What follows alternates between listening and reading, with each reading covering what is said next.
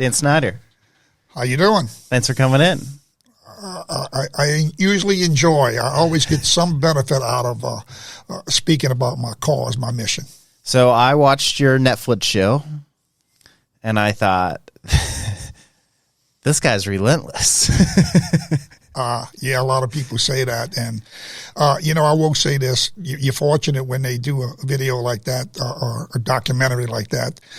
They didn't show some of my failures. Okay. So I did have some successes.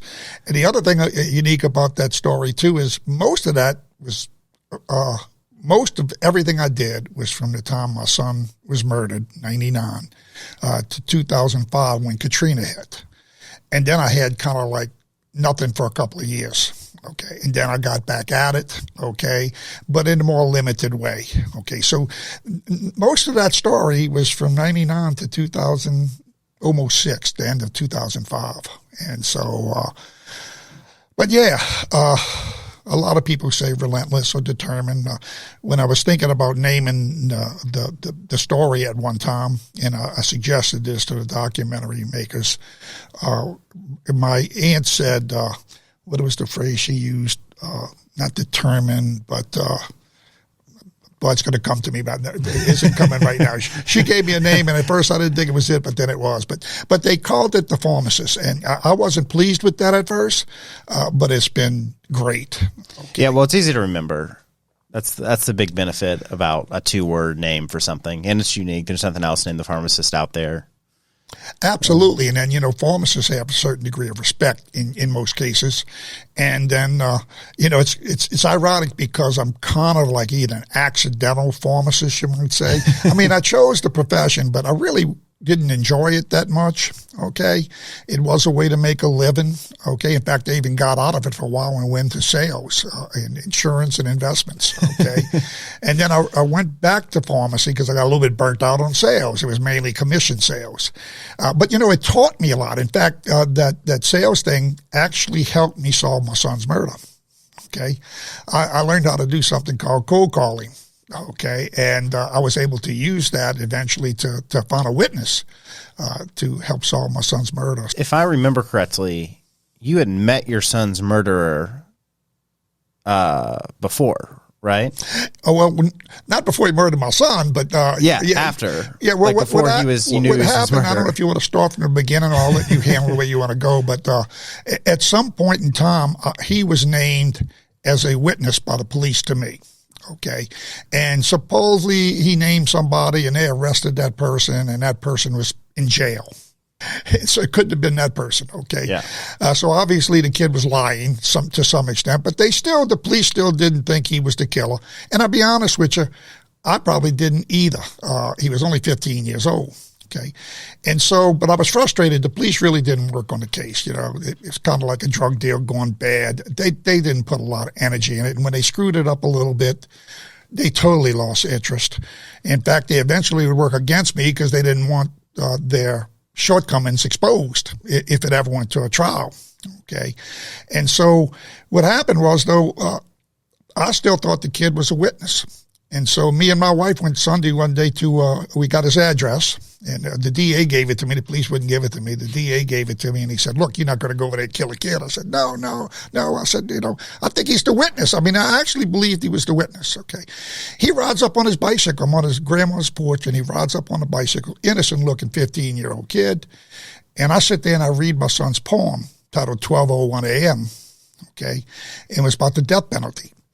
And I get the kid to read the poem about the death penalty. And I'm doing that because I want this kid to be totally honest. I want him to understand that I don't want to get the killer killed, okay? And I'm trying to get some sympathy from my son, okay? And so me and the kid kind of have a binding, you might say, a bonding. And actually, he then tries to help me find the killer. I know. Okay. And look, I will be honest with you, though. A lot of people say, well, geez, you're extremely naive. No, I was desperate. Okay. I didn't want him to be the killer. Okay. He was a witness. Okay. It's hard to find a witness. Okay. So it would have been much better if there was a real killer that he could name and we could get a case. And he just didn't look like he did. So, I guess there was 10% of me said he could be the killer, and 90% he wasn't the killer. I was willing to take that risk. Well, you got to think, what do they always teach you? Motive. And you're like, well, what motive does a 15-year-old have? Well, it comes down to he wanted a pair of tennis shoes, an expensive pair of tennis shoes. Tragic story, okay? And my son, who was fairly a novice in this, he had, never had a detention in high school, never had a fight. Kid did start smoking pot like a lot of kids did. We tried to stop that. I pretty much, I think, curtailed it. He never was what I'd call a pothead or stoner, okay? But he used pot. And he, some kind of way, and I would find this out all after, the night he went out, that night, there's no way that I would have thought he'd been going into a bad neighborhood to buy crack. Yeah. Okay, it just didn't even enter my mind. There were many times I thought maybe he was trying pills, or he was trying ecstasy, or, some of these type of things, but not buying crack in a bad neighborhood. So anyway, he went up there that night, and what we had up there was a problem with, and I hate to say it, hate to bring race in there, but it was kind of a white-black thing. I lived in suburban lands, and it was mostly white. And in an area where he went was mostly black. And so the white kids would go up there, and it could have been black kids, but black kids didn't come from the parish, our little parish. And they would go up there, and they would usually, these kids had been into crack for maybe years or months. They had court dates. They had, maybe some of them had rehab and relapsed. And they would go up there and they would fight. Many times they would rip off the blacks, and the blacks would rip them off, and they would fight and all this kind of stuff. My son Danny, on the other hand, had a new truck, was working, going to college, had a beautiful girlfriend, and just still living with us. No obvious signs, in hindsight after you kind of sensed a few signs, okay? But no obvious signs of that, much less particularly, maybe there were some signs that I thought maybe was drugs, but not crack, okay, in a bad neighborhood. So he had went up there before, and he got ripped off. And the kid said, well, let's go back and get him. And I said, hey, no way, we out of here, okay?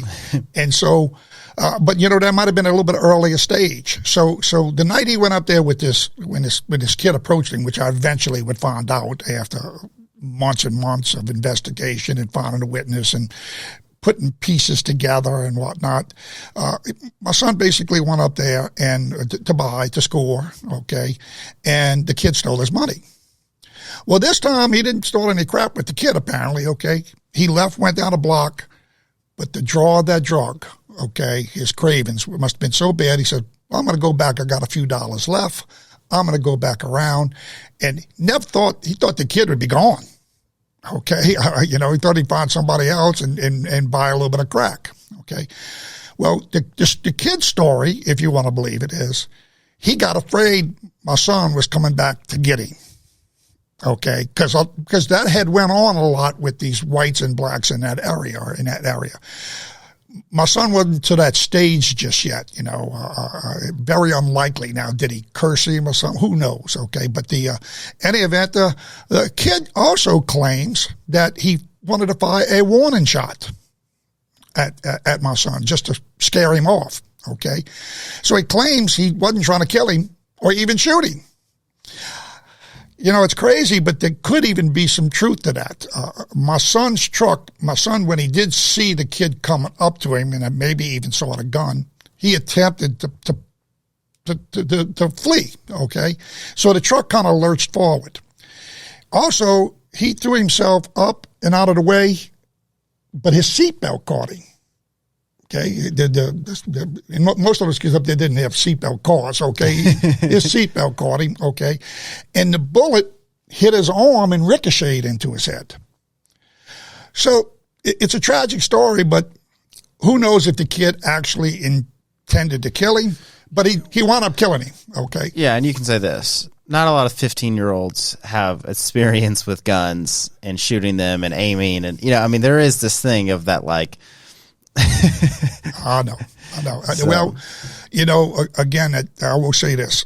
I would eventually, and even to this day, have some crazy, but some sympathy for this kid.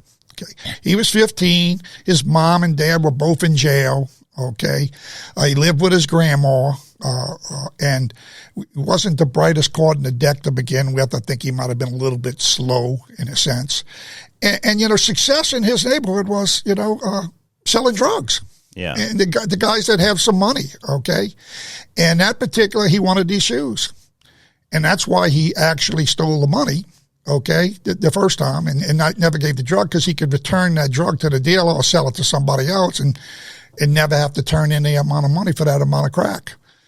And so that had been giving him, I'm sure the guy paid him some stipend or whatever, how much he paid him, but he was able to put that $40 that my son, that he stole from my son, in his pocket to go toward his shoes. Crazy. Now you got famous and got a documentary and all of this because of your relentless pursuit of this guy and then relentless pursuit of this insane doctor. You recorded how many calls? Well, the question you didn't ask, and I'll kind of ask it of myself, okay, is why did you start recording? Okay, or when and why? Okay. I'm going to get there. I was not some genius, okay, to be honest with you. I was pretty naive, actually. After my son was shot and we buried him, I went and met with the police. And I said, look, I offered to pay him overtime, and I wanted to try to paint my son as maybe not as big a drug addict as usual, and I doubt that my son started anything. Their idea from the front was my son shorted the kid, okay? And they kind of made my son a criminal just like his murderer, okay? Of course, they gave me lip service and said, yeah, but we're still going to work the case, okay? But we struggled, and they would tell me things, and then I would call them back and say, well, did you follow up on that? And they'd say, we didn't tell you that. And at that time, I was in such a grief-stricken spot that sometime I wondered if I had gotten it wrong. Okay. And so I started thinking a little bit about taping, but I hadn't even got there. I said, man, I wish I would have had that recorded because, then I could replay that and know what the guy actually said. I wasn't trusting myself, basically. So then one night we put a reward up and we go on TV. I come home, it's 10 o'clock at night. I put the news on. I watch myself crying, begging for somebody to come forward to help us get some justice for my son. And the show ends, and I'm feeling like, well, we did something today. Maybe this will be a breakthrough. Okay. And I get this phone call from this cop. And I had never talked to this cop. I had talked to his bosses above him. And he starts ranting. Okay. He starts, that little no good son of a bitch and son of yours. Crackhead, just insulting to the 10th end. I was like shocked that he could speak to me. The other guys at least were polite. Okay. And then he started ranting on. You got to butt out of this. He says, you're putting pressure on this case. If you keep yourself involved in this case, I'm going to throw this case away. He threatened me. And so when the phone call ended, I got a notepad and I tried to write down every word that this guy said. And that's when it really hit me. I said, he's not going to beat me ever again. Okay. I'm going to record as much as I possibly can. When at that time, 22 years ago, spent about $300 on recording equipment, like inline phone, pocket phones, I bought a cord that had an early phone system in it, so, and then I learned to be an investigator with that, and it would carry forth also eventually to the doctor. Wow. So back to the question. Okay. How many tapes did you record in this? Hundreds. Yeah. Well, I'll say hundreds, at least 100. And how many hours were you spending a day on this case? I was spending a lot of time on this case.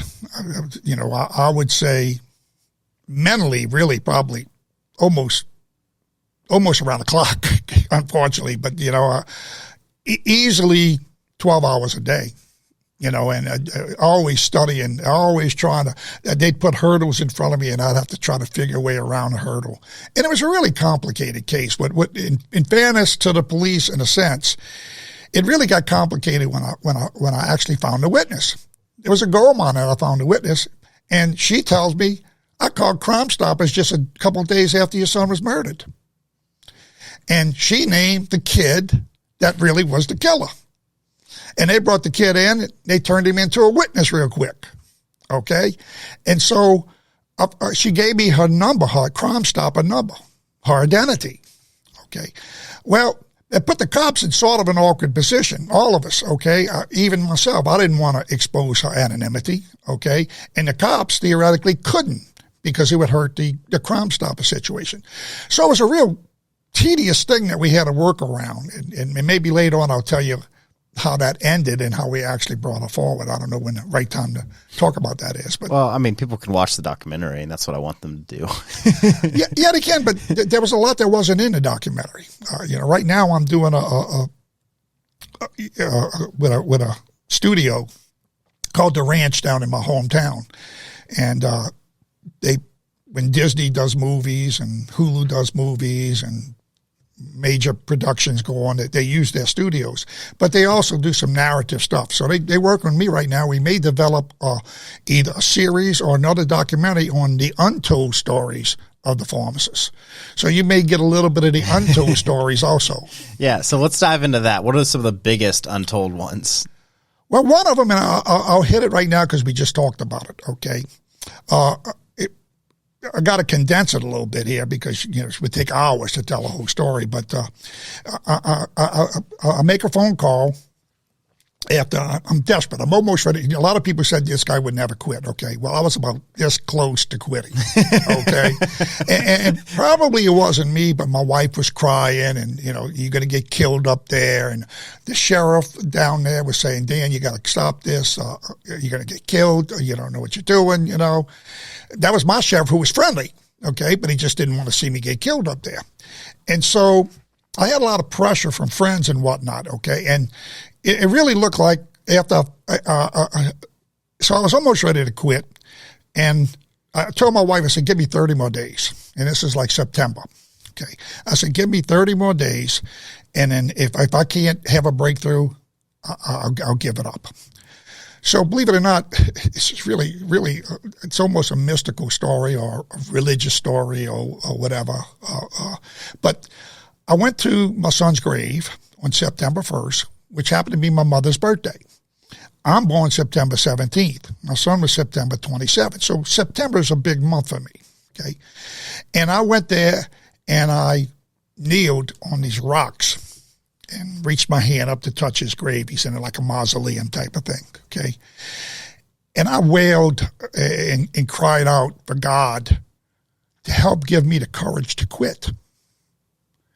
Because my attitude at that time was, I'm going to try to get this month worth of work, but the odds are against me. I mean, I started buying into all the people that said, you're just not going to be able to do this thing. She's never going to come forward. If she did, the case is never going to get resolved. You're never going to get any justice. You're spinning your wheels and you might get yourself killed. So I actually prayed, but at the end of the prayer, I did say, but God, if you can give me a breakthrough, okay, I'd appreciate it, okay. I went home that very day, and I had already drawn a circle with a circumference, old-fashioned style, around the area where my son was killed. And I took out a Haynes Director, which was back then a big, thick book. We didn't have computers to look up numbers. And called everybody on the block. And I called everybody within a circle that was maybe a quarter mile each way or something like that. Now, the odds even there were against me because there's a lot of people in that area didn't even have phones. And some of them had private phones, and some of them didn't answer and whatnot. Any event, and this is a true story, I got to the last call of the day. Unfortunately, I started on the outer perimeter, and I worked my way into real close. Well, this girl was only 2 blocks away.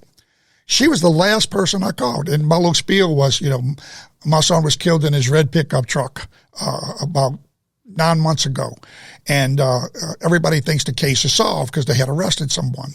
And I said, do you know anything about the case? And she says, I saw it all.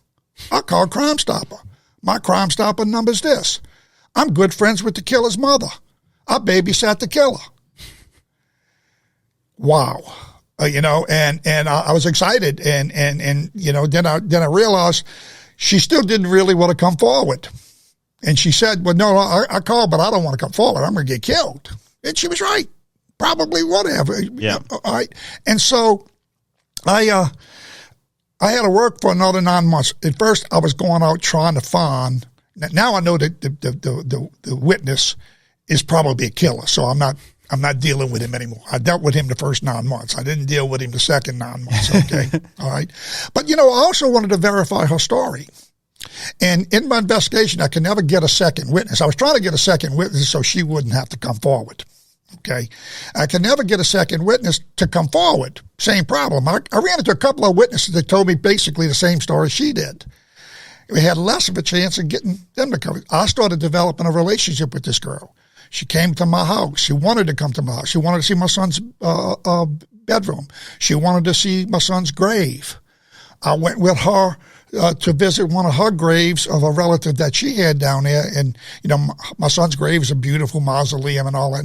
And her grave was all covered with weeds. So I told her, I said, look, I'm going to get my weed eater. I'm going to come back and I'm going to clean this thing up for you. So I built a relationship with this young lady, okay? She got to know my wife and my daughter and my kids. And, and you can't expand on that in a docuseries. You touch on it, okay? But we really developed a relationship. But she still was reluctant to come forward, which brings me to the end of this thing. And this is truly wasn't clearly told in the story. In the end, we've been begging and pleading, my wife, my daughter, my son's former girlfriend, and doing everything we can do to get her to come forward. I even eventually get her to come forward to the cops, and then the cops kind of ran her off. Okay, they kind of double-crossed me. Okay, they said that she said she'd come in, but she wanted to wait to have them arrested. Okay, until after the holidays or something, And I knew I had her ready to do this, so I called them up and I said, look, she wants to come in, but she doesn't want you to make the arrest for another 2 weeks. Well, one of what I call the good cops said, yeah, that's okay. And I was surprised. I really thought that they wouldn't do that. Okay, but he said, okay. And he said, but you ought to check with the DA first, too. And I checked with the DA. DA said, yeah, sure. If he's okay, we're okay with it. And then I had her call to make an appointment, and he flipped. He wound up saying, okay, and I got this on tape and whatnot, okay. he wound up telling her, I said, look, we can't do that. We're going to arrest him the minute you come in. And you better be ready to get killed in this case. How tough are you? And in fairness now, at the time, I did not understand that. But after listening to the tapes, believe it or not, I re-listened to those tapes 20 years later when they were doing a docuseries. And I could tell his reason. I didn't know it at the time, okay? I thought it was a real double cross, or the bosses above him were dirty. He was a pretty decent guy, okay? But the bottom line was he actually also believed that his people below him had screwed the case up so much that there was no way that we were going to win the case. So he thought, well, I got to tell this girl, I got to warn her that this is kind of futile.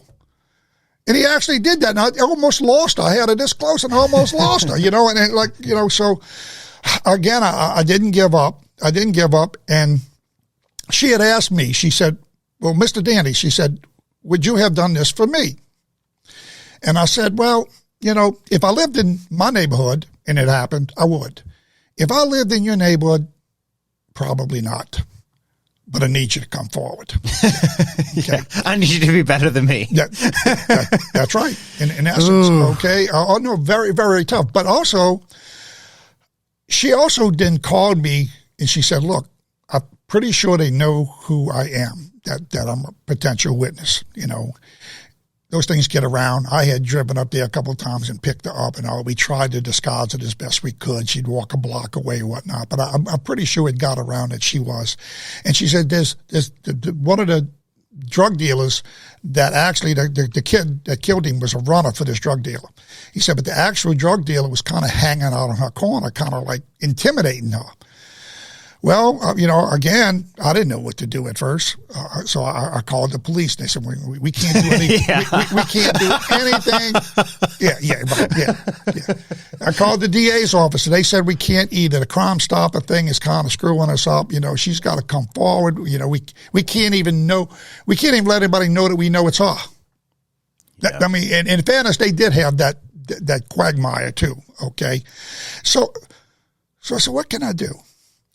So I befriended 2 former drug addicts, one of which had known my son slightly, okay?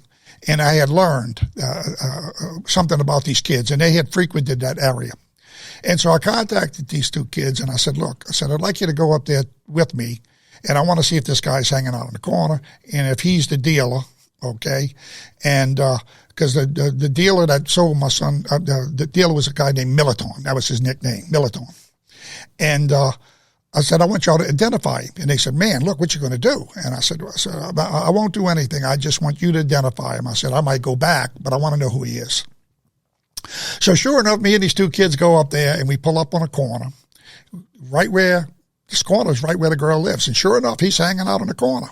I don't know if he's bird dogging her. He might not. We don't even know for sure if he was, but she thought he was. And we pull up and we park, and we're looking at him, and he's looking at us. And the kids tell me, I don't know what I'm doing up here, okay? The kids say, watch out, Mr. Danny. If he reaches under he's standing next to a car in the corner. So if he reaches under the fender wall, he's going for his gun. He says, so if you see that, hit it, you know? Wow, you know, so any event, we leave, okay? And I go around the corner because the kids don't want to approach him, and I had promised them that. So we go around the corner, 1 block away, and that's where my son was shot and killed, just 1 block away, which is only a block away from where the girl lives, okay, the other corner. And I happen to look the side street before I take off straight, and there's 2 cops on bicycles, okay? And so I make the turn, hidden from him, and stop and get out, and I go approach these 2 cops on bikes. And they, when I walk up, they say, what the hell are you doing up here? And I said, well, my son was killed on the corner here about 9 months ago, okay? Or no, at this time, no, now it's about 16 months after he's killed. And there's a bird dog in the witness. And so there's a white cop and a black cop, and I don't mean this to be racial, but this is just the way it was, okay? The black cop says, well, what the hell are you doing? You ought to call the cops. I did call the cops. Okay. And the white cop says, well, you know what? I think I'd be doing what you did if it was my kid. Okay. And so he says, and you know what? And this is, I use this phrase, and I don't like to exaggerate. Okay. I try not to. Okay. And maybe it's my memory, but I'm pretty sure he said, okay, it's your lucky day, And he said something pretty much the same, yeah. Okay? And it was pretty amounted to your lucky day. And I said, what's that? And he says, we just shook him down. You must have pulled up right after us because we had just left him. And we shook him down. He's got no gun on him. Of course, it could have still been hidden someplace, okay? And then he goes even further. He says, look, if you want to go back around and approach him, okay, we'll keep an eye out. And he said, now this is off the record. The black cop's sweating bullets. Okay? There's other guys so I look at the kids and they go, and I said, come on, guys, I need to do this, we pretty much protected. Well, they're kind of rough kids, okay? So they say, yeah. So we go back around the corner. Now, this is not told in the story in any kind of detail, yeah. Okay? And so we go around the corner again. We pull up again. He's still there. He's there right there by that car. And now we just sit there. It seemed like it's 5 minutes. It's probably only 2 or 3 minutes. He finally walks across to the car, goes by the window where the kid's at. And I said, Militon. And he goes, I'm not Militon. Well, the 2 kids know him. Militon, we know. We bought from you before. And so you kind of see he knows he's caught. I said, look, son of a bitch. I said, you know who I am. I know who you are. Okay? I'm fighting to get my son's killer. You better get your ass off of this witness right now. Okay?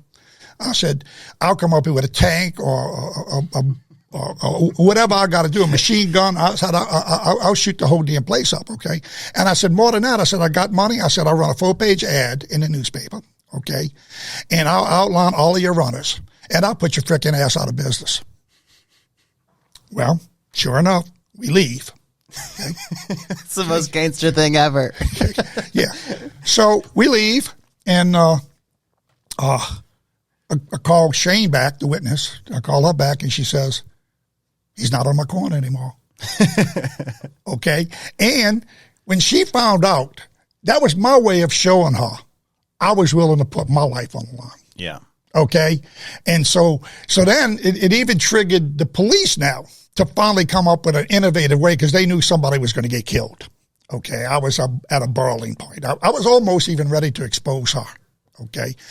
Which would have probably destroyed everything. But, you know, it's like I was just so frustrated. It just had to end. Okay. And so the cops found out that I go up there and threaten the drug dealer.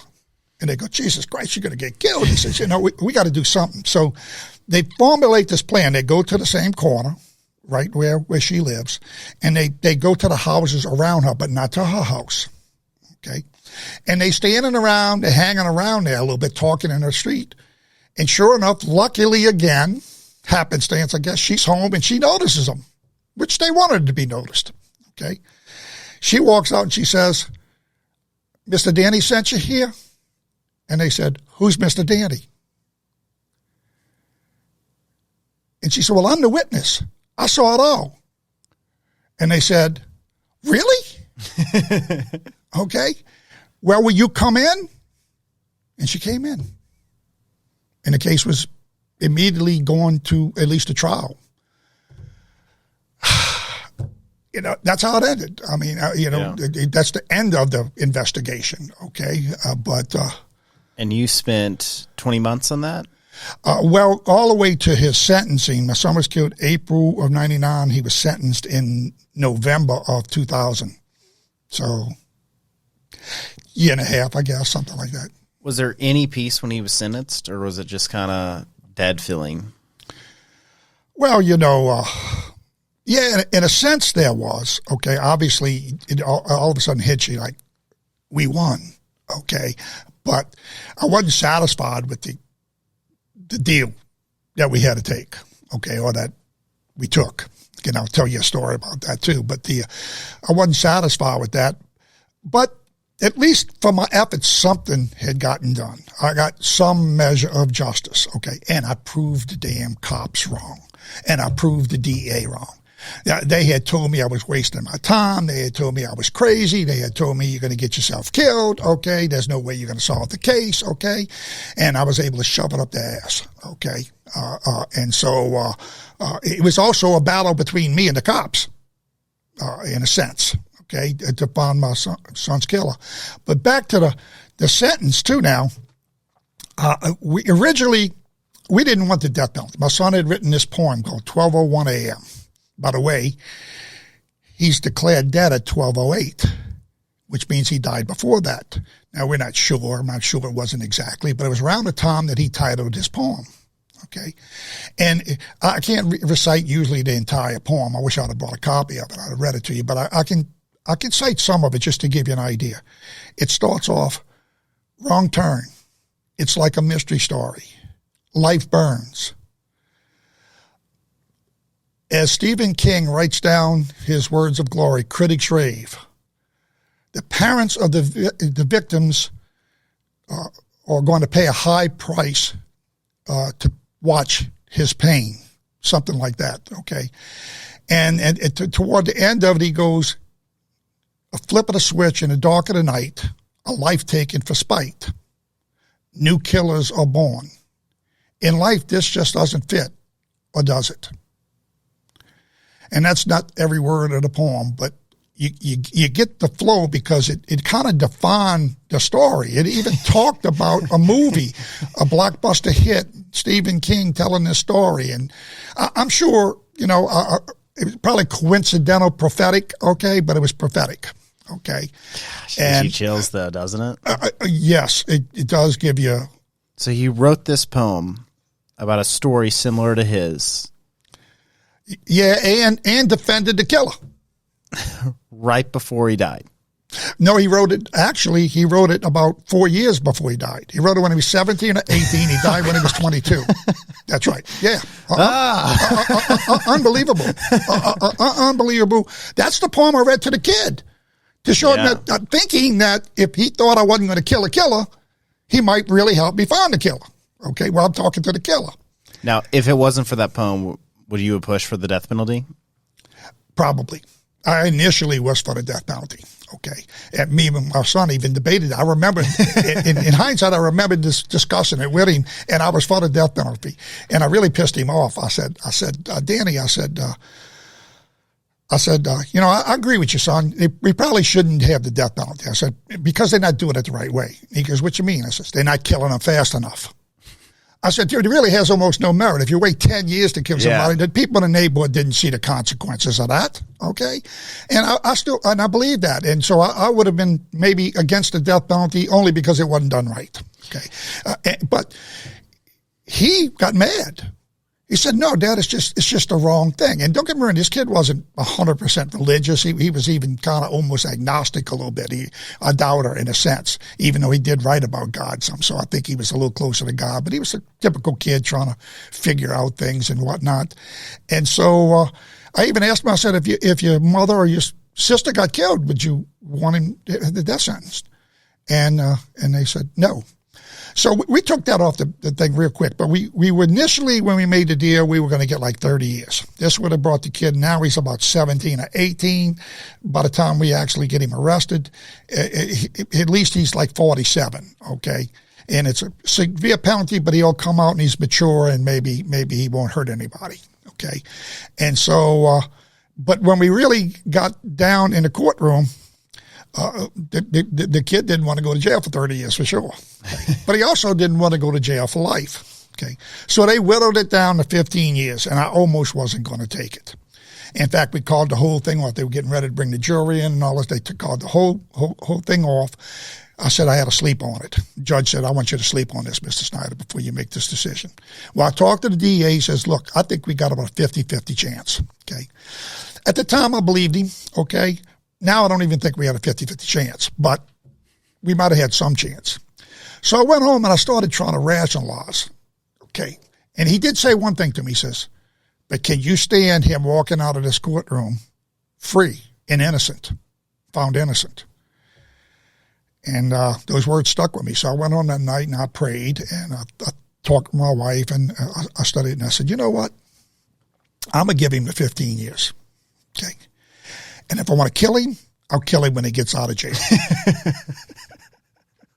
Yeah, and I don't think I really would have, because I also, another scene in this thing, okay, I also had another chance to kill him, okay? When the witness told me all this and I was going around looking for second witnesses, I was still also trying to verify her story, okay? I really didn't want to arrest the wrong guy, okay? And I wanted to do it, so to speak, right. I had made this bargain with God. God, if you help me get my son's killer off the street and nobody gets hurt, I'll go on a mission for you. Well, my mission now is the advocacy I do, and really going after that doctor, although I never had that in mind. I had more education and prevention and talking in schools and talking with parents, okay? The doctor's kind of another story how that came about. But so in any event, there was a stage where I had it narrowed down to two, okay?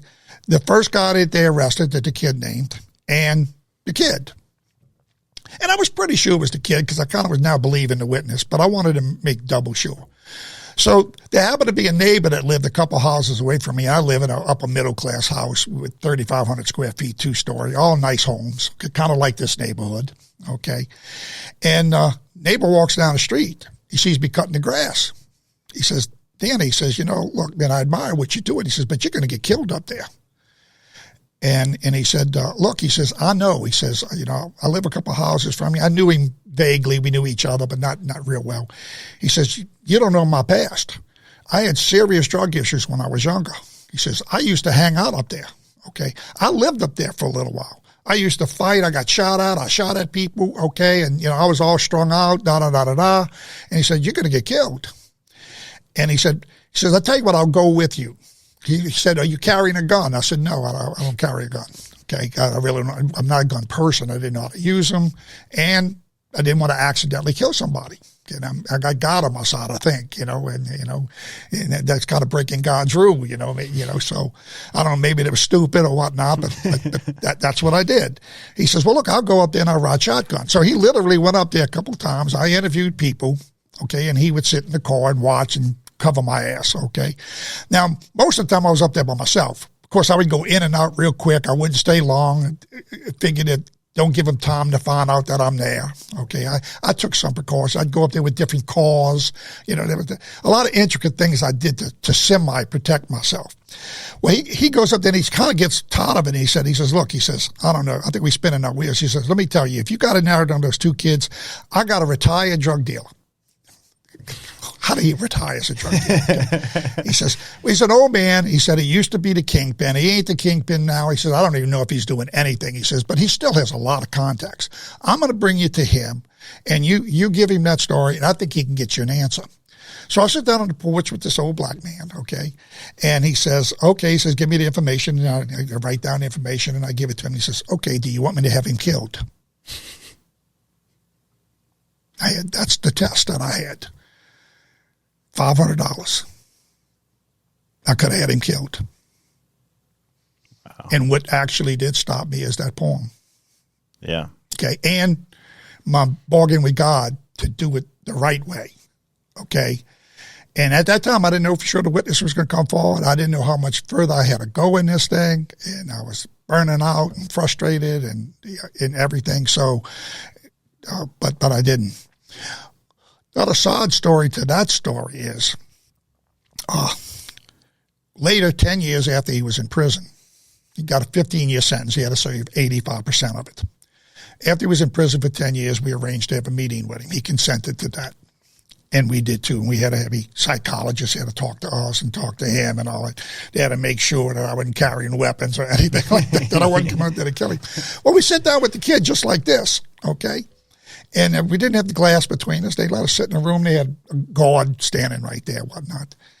And the kid says, you know, I don't know who talked first, but at some point he says, Mr. Danny, I want to thank you. And I said, what's that, Jeffrey? He said, I want to thank you for saving my life. And I kind of knew what he had meant because I had often thought about that because I also knew all the other runners in the area. I knew all of the kids' friends. In the course of my investigation. And almost all of them died on the streets while he was in prison. And so he was basically almost saying, now what he didn't realize is I could have had him killed. Yeah. And I think I told him a little bit about that. You know, I could have had you killed, Jeffrey, and I didn't, okay? And I said, but you know, it wasn't me that saved your life. It was my son. Remember that poem? Which he didn't remember. My son was against the death penalty. So I couldn't do it. And so, you know, that's a big backstory that didn't get highlighted. Yeah, I know. Yeah. Yeah, my feeling on the death penalty is that it should exist as an option because sometimes people go out there and they kill 10 people. And you're like, all right, you know, but I agree. They shouldn't sit on death row for 30 years. It should be much sooner.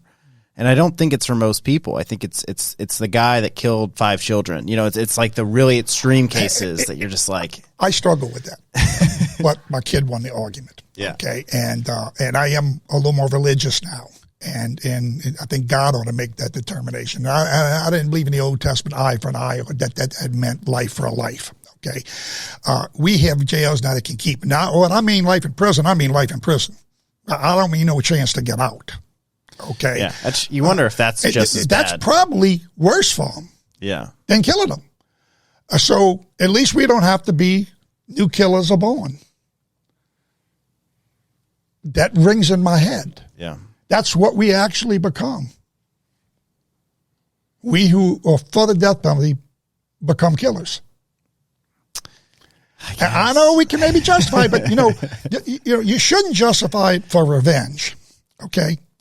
At least the Christian. Yeah, okay. of course. I mean, I look at it just from a justice standpoint. Only as a deterrent. And it would be a deterrent if they killed him in 2 years. It might. Yeah. You kill him 30 years later, it's not a deterrent. Absolutely zero deterrence out of that. Okay? Yeah, and I don't know. In fact, they become famous. Yeah. With the trials and all. They write books. They have girlfriends. That's another debate for another day. I understand both sides. I've been on both sides. I mean, it's interesting. I mean, I've been challenged with this one, so I'm super against abortion. And I think as a Christian, you have to be. Like, I don't think there's any gray area for you. If you're not Christian, I don't, do rules even apply? Like, do God's laws matter if you don't believe in God? I mean, there's a lot to go there. I agree. And so, super against abortion, but not against the death penalty. And so, I've been challenged on that before. And well, I'm not particularly challenging you. I stated my case. Yeah. My son stated his case, and I guess I'm biased. Okay, all right, but it saved the kid's life. Yeah, and my son would not have wrote that poem. I do believe I'd have been crazy enough to have him killed. I think so. So, what is it that's different about you than the tens of thousands of other parents that this happens to? Was it just that you made? I'm not by saying any means you're rich or anything, but you had a good enough income that you could take away from your job to make this your full-time job. And some people don't have that privilege, or that your wife was supportive enough of you, or gave you enough of a She had a full-time job. I did still work part-time, but I went from maybe 40 hours a week to 20 hours a week. So maybe I didn't. I still would say I was working another 50 or 60 hours a week on the case, as much as I could. But I did work some. Now, for a while, for maybe the first 2 months, I didn't work at all. But then I started working a little. What is it about you versus other parents that this happens to? Well, I did have, I think, a pretty good head on my shoulders. I did have some means, okay? I think what really drove me to do this is that my son was what I'd call almost innocent, okay? I had talked to other parents and all about their kids that had drug problems, okay, that some of them overdosed and died eventually, okay? And they all had stories of, it's kind of like, it sounds crazy, but it was hurtful, but it was almost a relief, because their kids had stole from them. Their kids had court dates. They had spent thousands of dollars on these kids in rehabs, okay? And although I believe every kid's a good kid and everybody's redeemable, okay, these kids made their lives miserable. Danny, on the other hand, was naive. He thought nobody, if I don't do anything wrong, nobody will hurt me. Okay. He also was very, very early in this thing. Okay. He was involved with crack from, I understand, maybe 6 weeks, 2 months. Okay. There were people that told me I've been up there for years and I didn't get shot and killed. Okay. And it was really the bad acting kids up there that really did have long rap sheets and whatnot that probably added to this kid's fear when my son decided to come back to buy a little bit more crack. Okay. And so it just seemed so unfair. And it was unfair to me. In other words, I couldn't save him, okay, before he died, but maybe I could get justice. Okay. And then it infuriated me when the cops acted the way they did and treated us like the way we did. Then it was not only finding justice for him, it was, I'm going to prove these guys wrong. Okay. Now, I will say this, I had maybe had some of the underpinnings of determination, you might say. I had built my own house. Not everybody did, 3,500 square foot house. Subcontracted it mainly, but also did a lot of work on it, drew plans and whatnot. A lot of people don't do that type of thing. Second thing, one of the guys in the early documentary would say, do you remember anything else? And I said, well, I played high school football. And I was pretty good. I made all district tackle, even though I was kind of small as a tackle. And I said, I remember a drill that we had one time. And this drill was, you would get in the middle and you had all the other linemen around you. And they all had like dummies, okay? And they would, one at a time, hit you. And then another one come from another, and you'd have to try to turn around and face the guy that was hitting you. And one day, the coach called me over and says, when I was in that drill, I just almost would not go down. Okay. They beat the crap out of me in a sense. I mean, but with the dummies. Okay. And coach called me on the side. He says, Dan, he says, look, I know you want to be macho. And he says, but look, the drill is, you take 4 or 5 hits and you go down. Okay. And I had never thought about it that way. Okay. He says, look, everybody else does. And I said, well, I just thought they got knocked down. He says, no. He says, you take a couple of hits and you go down. Okay. And so it just shows you that I guess I'm stubborn or determined. Okay. And so I guess, but my son being almost innocent, and there's more to that story too. Okay. You see, my son left our house at 10:30 at night, told us he was going to get some school notes. Okay. And he also said, when he left, maybe 5 minutes, 10 minutes after he left, we got a phone call from one of his friends, a kid named Ricky. Okay. And we said, oh, Danny just left. He went to get some notes. He said, okay, fine. I'll call him tomorrow or something like that. Later after his death, and I got all of the kids together, okay, and tried to find out when this started, how it started, what did they know, the whole 9 yards. And believe it or not, I got a lot of deathbed confessions pretty much. I did. I'm not saying I knew 100% of what went on, but I was able to get a pretty good picture of how long and who and what not, okay. But I come to find out that Danny, about a couple of weeks before, had talked to his friend Ricky and another guy named Bernie. He talked to them both. He said, look, man, he says, this is different. He said, I'm craving this drug now, and I don't even want to go up there, okay? But I just can't resist. And so he was asking for help from them in a sense. And they both said, well, look, man, call us up. We'll come over. We'll get a beer. We'll go shoot pool, do something like that, maybe even smoke pot for all I know, okay? And so they all agreed to that. Well, Danny called Bernie and Ricky that day. And Ricky was the guy that called him 5 minutes after he left. Wow. So another part of the story. Now, while we at it now, too, I will say this. I say I never had no signs, but actually a couple of weeks before my son's death, in hindsight, and even then I suspected something was going on, okay? He locked his keys in his car, I think twice, forgetful, but he hadn't done that before, okay? I don't know that I saw anything in his mannerisms, but I did see, I caught him in a lie. Now, I catch him home one day sleeping. He's supposed to be in school, okay? And I said, Danny, you didn't have, and he didn't work the night before, okay? I said, you didn't have work? And he says, no, they gave me the night off. Well, a little while later, his boss from Pizza Hut, delivering pizzas, calls up and says, is Danny okay? And I said, no, why? She says, well, he didn't show up last night.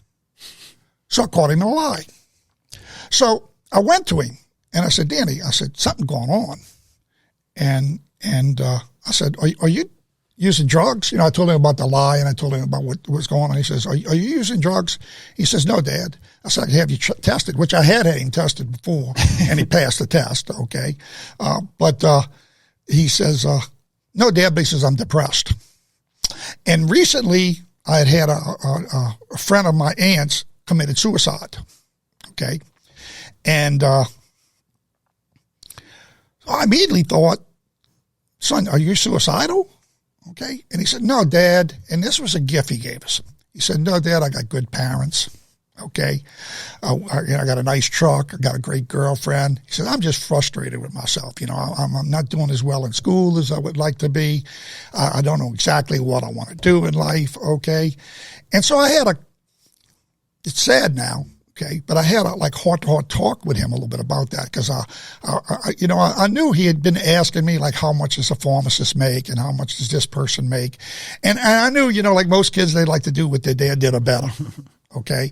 And sometimes there's pressure on kids. So, I even told him, I said, look, son, Mom and Dad, we don't, you do the best you can. Okay. But if you're a beer truck driver or you're a mailman, we're happy as long as you live a good life and do the right thing.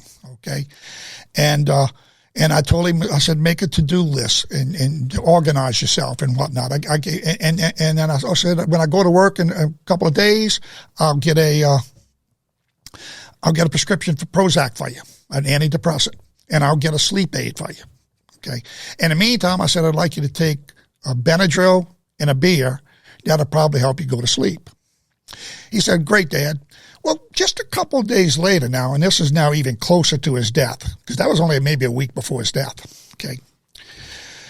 He comes to me and says, Dad, I really liked that meeting the other day that we had. he said, I decided I'm gonna, like you said, I'm gonna shoot to be a draftsman. Maybe later I'll go to be an architect, because he wanted to be an architect. Okay, and he said, and I'm gonna make the to-do list. And he says, and I want to. And so he says, and I also want to tell you something. He says, I write poetry, and I knew he had written some poetry and short stories and stuff like that. And I said, but I'd like to do that. He said, I probably can't make a living at it, but I'd like to do that. And I said, that's great. He says, and I'd like to do one other thing. And I said, what's that? He says, I'd like to discourage kids from doing drugs. And at the time, that actually disarmed me even more. I believed even more that he wasn't doing drugs. I basically said, this kid finally gets it. And so we had this real warm interaction right before he died, which is also a gift. Okay. And he said good things about us and whatnot. And here's this kid wanting to do the right thing. He's calling his friends. He's trying to get help. Okay. And I found all this out. And all that added up to is this just shouldn't have happened to him. This shouldn't have happened to us. Okay. Yeah. And so I think that added to the fire that I had, that, I had to undo as much of this as I can. And then I got to try to save other kids. Yeah. It was all those things. It was where he was shot and how it ricocheted. I mean, it's just all these things that I'm sure just piled. It did. Everything went wrong for that kid that night. Threw himself forward, seatbelt catch. He throws his arm up, he ricochets into us.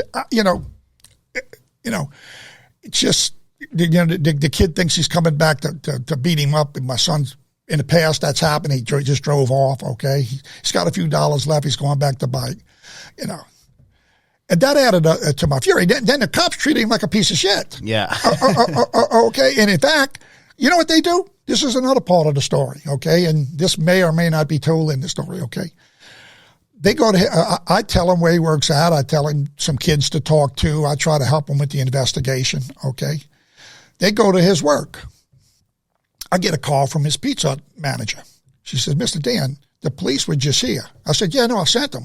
Okay. She says, yeah, but he says, something's wrong. They asked me one question. I said, what's that? He says, how much was he stealing? And she said, I said, Ann? And she said, he's my best employee. He was never short a nickel. And that's what he told the cops. So I call the cops up and they go, well, he's probably stealing from you. Mm-hmm. And so it was like a punch in the gut. And I thought to myself, I own some apartments. He would help me cut the grass and fix the toilets and all this. I own 4 fourplexes, 16 apartments. He was my maintenance man. Okay. If you ever want to sell those, let me know. I've been buying multifamily. I have already sold them. Okay. But way back then I had them. Okay. And so any event, we did what most landlords do. We took a little cash on the side. Okay. Then, off the record, I'm aware. Yeah. And so any event, we had a couple $1,000 always in the house, cash, and we used that for like spend money. The kids knew where it was at. And in fact, there was a tablet there, okay? And they were authorized to use it, okay? Although they had to write what it was. And obviously if they'd have taken $500 out or something like that, I'd have had a shit fit, okay? But so I said, my God, maybe he was.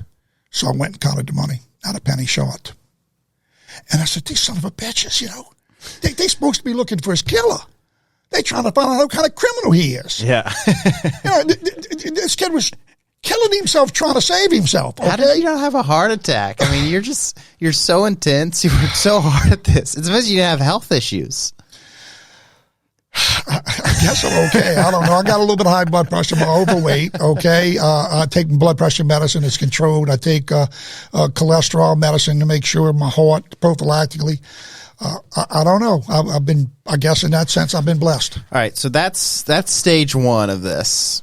That's most of. That's not the entire first story, but it's most of it. Yeah. And then here's this. The second part's what got me, because it was like, it's such clear corruption. It's like, how is this a thing?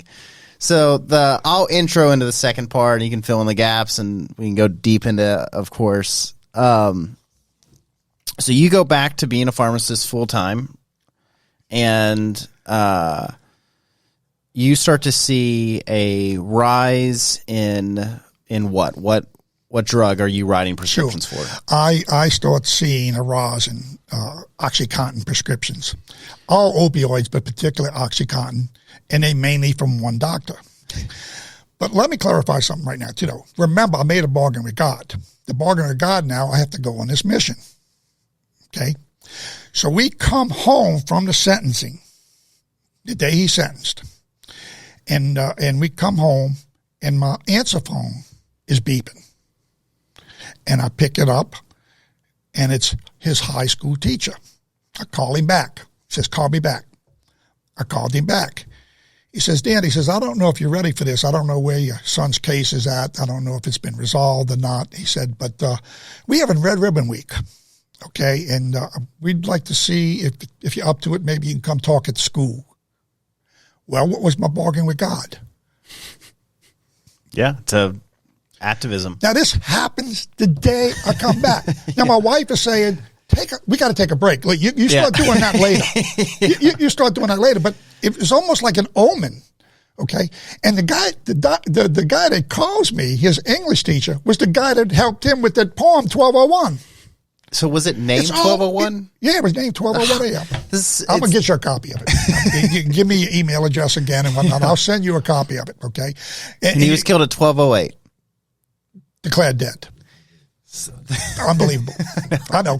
Now, in fairness, I'm sure 1201 had something to do. Lots of times the death penalty is, I don't know if it's 1201 or it's 12, but lots of times it's around that time. And that probably had something to do with it, okay? But the fact that he dies also around that time is weird, okay? And he could have named it something else, too. I have chills. Yeah. So, any event, I decide I'm going to do it, okay? And I will say this. I wonder sometime if I would have put it off, whether I would have went through with that deal. Okay, now I probably would have, but I jumped right into it. Now, meantime, though, at the store, I'm seeing this doctor. Now, my wife is also saying, no more investigations.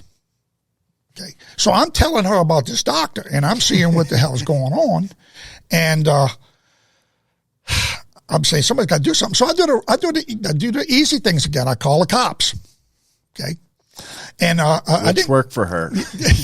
I didn't call the New Orleans police, okay, because I had just had bad deals with them, okay?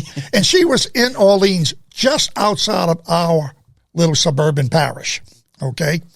And so I called our local police, and they said, oh, man, we've been trying to get her. He said, but she's out of our jurisdiction, and supposedly the FBI and the DEA is working on it, okay? And so I give them as much information as I can, and I also call the medical board, okay? And our reporter, okay? And they don't make a big deal out of it.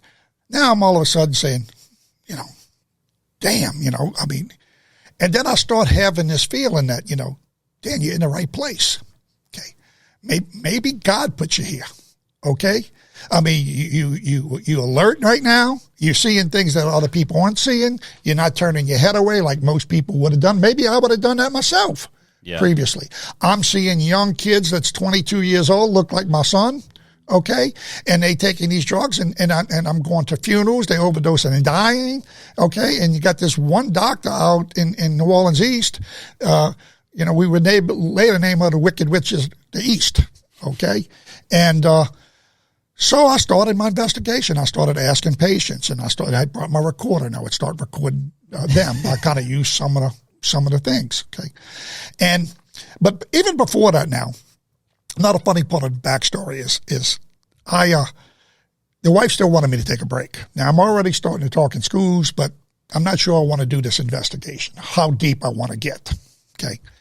And so we take a break, and the Saints, our football team down there, which back then they weren't any good, but they finally won a playoff game, and they were playing a second playoff game in Minnesota. This is year 2001. Okay. Was Drew Brees there? No, okay. That was before. I can't even remember the quarterback. That was way before Drew Brees. This is 20 years ago. Okay. And so we go to Minnesota, and we take a driving trip. Okay. And we take along a friend who has a son in Chicago that's going to law school, but he's got cancer of the jaw, and they're not sure they got it all. And so she says, look, will you ride me up to Chicago, drop me off, and then y'all go to the game. She didn't even want to go to the game. Okay. And on the way back, pick it up. And we knew her son knew my son. And so we also wanted to see him. And, you know, she thought he might die, actually, okay, at that time. So we do that. Well, another part of the crazy story is we do my video camera, the old one, is a clunker, big, heavy sucker, you know, okay. And we walking through the Mall of Americas in Minnesota, okay, big mall, fancy thing back then, okay. And I see this brand new, smaller video camera, latest concoction, okay. It's like $1,500 back then, okay. And I buy it. You know, the wife tells me, oh, we don't need that thing right now. It's too much money. You didn't shop it and all this. Yeah, but I said, but we up here. I want to film the Amish people. I want to film the snow. I want to film some of the game. I felt like they were going to win the game and all this kind of stuff. This is our break. Okay. Well, long story short, we start driving back home. Okay. And it's early in the morning. Okay. And that lady that I brought to Chicago, her name's Debbie. She's in the docuseries. They got a piece of this in the docuseries. And she's sitting in the seat next to me. My wife and my daughter sleeping in the back seat. And we ride along, and I'm telling her about this doctor because that's what's on my mind. I said, you know, nobody's doing anything. I don't know what to do, you know, but, you know, I don't really want to get involved. She says, Schneider, you're going to shut it down. And I said, well, that's easy for you to say, Debbie. I said, you don't know all this entails, and Annie doesn't really want me doing this thing. And, you know, geez, I mean, the FBI and the DEA and all these people are working on this thing, supposedly. She says, you're going to shut it down. And this is the words I'll say. I'll say, well, you know, I made a bargain with God. But my bargain with God was to teach kids and parents, okay? It wasn't to further investigate. Yeah. And I said, so if I'm going to start investigating, I need a direct sign from God. Immediately out of the windshield of the car, a cross appears. Wow. I'm sure it was sunlight, clouds or something. There was a little snow particles that day, but the formation of a cross actually appears in front of us. I think I'm hallucinating. I'm still a believer, but a doubter and all this kind of stuff, okay? And I say, Debbie, you see what I see? Yeah, Schneider, that's a cross. She's kind of one of those clairvoyant type of people. You know, she didn't even surprise her, okay? Think to myself, my God, my wife's never going to believe this crap. Okay. So we wake my daughter and my wife up, and we make sure we don't say anything. Say, look out the windshield of the car. Do you see anything strange? We see a cross. So we actually had, I do think it's a miracle now because I've never, there's a lot of things that you can call miracles. In the whole story of this thing, there's a lot of like mini miracles, I call them. Yeah. But this one is, the minute I asked for it, I got the answer. Yeah. Okay. And then other people witnessed it with me. It's not my imagination. Okay. We go home that very night. We arrive home at about 2 o'clock in the morning or 1 o'clock in the morning. We put my daughter to bed. I've been told that this doctor's open at 2 o'clock in the morning. I think they're exaggerating. I know she's bad, but I think the people hyperbole. Okay. And that there's hundreds of people at 2 o'clock in the morning. I said, well, how can that be? I mean, the cops and the DA can't do nothing about this if that's true. So I told my wife, I said, look, honey, I said, I got this new camera. I'm going to go out there and I'm going to take a look and see. Go try this camera out. You know, so got to try the camera out. Exactly. Okay. And she says, I'm going with you. And she was dead against it, but she saw that cross. And then she and me together went out there. And she's on the tape that they show some of that tape, but she's actually videoing. She could hear her talking in the back. It was a talkie camera too, you know. So we even had the narrating some of what we were seeing. And so, you know, that's how we got started in this thing. And then it took, that was 2001, and she was shut down January 2001 that I really started seriously working on it. And in February of 2002, I got it shut down. 13 months. And the DEA couldn't do it, and the FBI couldn't do it. But when they shut it down, they showed up and tried to take credit for it. Yeah. Okay, so I want to clarify some facts about this woman who's just insane. So first off, her office hours were from like 12 p.m. to like 2 a.m. They were from sunrise to sunset, but the opposite way. Sunset to sunrise. It's like 5 p.m. Well, maybe 6 or 7, or 7 to like 4 in the morning or something. Okay. And then she had police officers that were there. On the porch. Yeah. In fact, my wife sees that. You can even hear it in the video. I'm pretty sure. And she says, "Oh my God." Okay. New Orleans police officers, the same people that I just had trouble with. Okay. I said, so.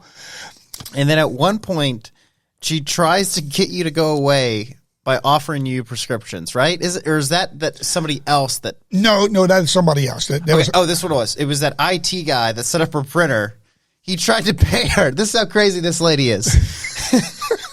This lady is so crazy that when she got and she's making bank, probably had to be, right? Yeah.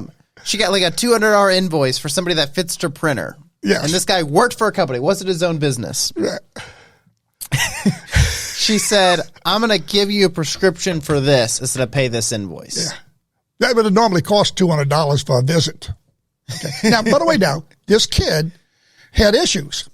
And I recruited this kid. This is another kid that kind of vaguely is almost related to me, but I barely knew him, okay? But he was a kid, too, that didn't like what was going on. He didn't like where he was at, and he didn't like what was going on. He wasn't really one of the worst, okay? But he had some issues, okay? And so I basically recruited him. He was one of my moles inside her office. He showed me the outline of it, where the money was stashed, who the cops were on the porch and all this kind of stuff. But he also told me the story, okay? And we eventually brought that to the DEA, okay? And rather than follow up on that lead, they tried to hit the kid up to get his friends that might be selling pills. That's another whole story. You can do a chapter. Okay. You can do a chapter on that. Yeah, you're right. He goes there, fixes a printer or a computer or something like that, and the cop that was there gets 3 prescriptions from her, okay, hands them to him. That would have been a $200 or $300 visit, okay, and says, "Here, this is your payment." He says, No, wait, I got to bring money back to the company. He says, "If you know what's good for you, take it." Well, that ticked him off, which is another reason why I think he sided with me. So there was a lot of little. What kind of money do you think she was making? Well, I actually estimated at one time, they talk about that a little bit in documentaries. And I really think, I guess they got to use conservative numbers, okay? And I could be wrong, but I calculated one time that I thought she could have possibly been bringing in as much as $20 million a year. Now, maybe that's impossible, but, they said she saw some of the records were like 100 patients a day. Something. I've seen way more patients than that, okay? And if it was 200 patients a day and she was averaging 200 and it was 5 days a week and she did this for like 2 years, okay? There might have been 20 million in 2 years, okay? But I don't know if it was 20 million. It was a ton of money. And what was she doing with it? That's a good question. That's another little side story in this thing. And this is how I actually... She didn't end up crazy rich, right? Like she was penniless at the end. Yeah. This is how you... If you're listening to this, you don't believe in God.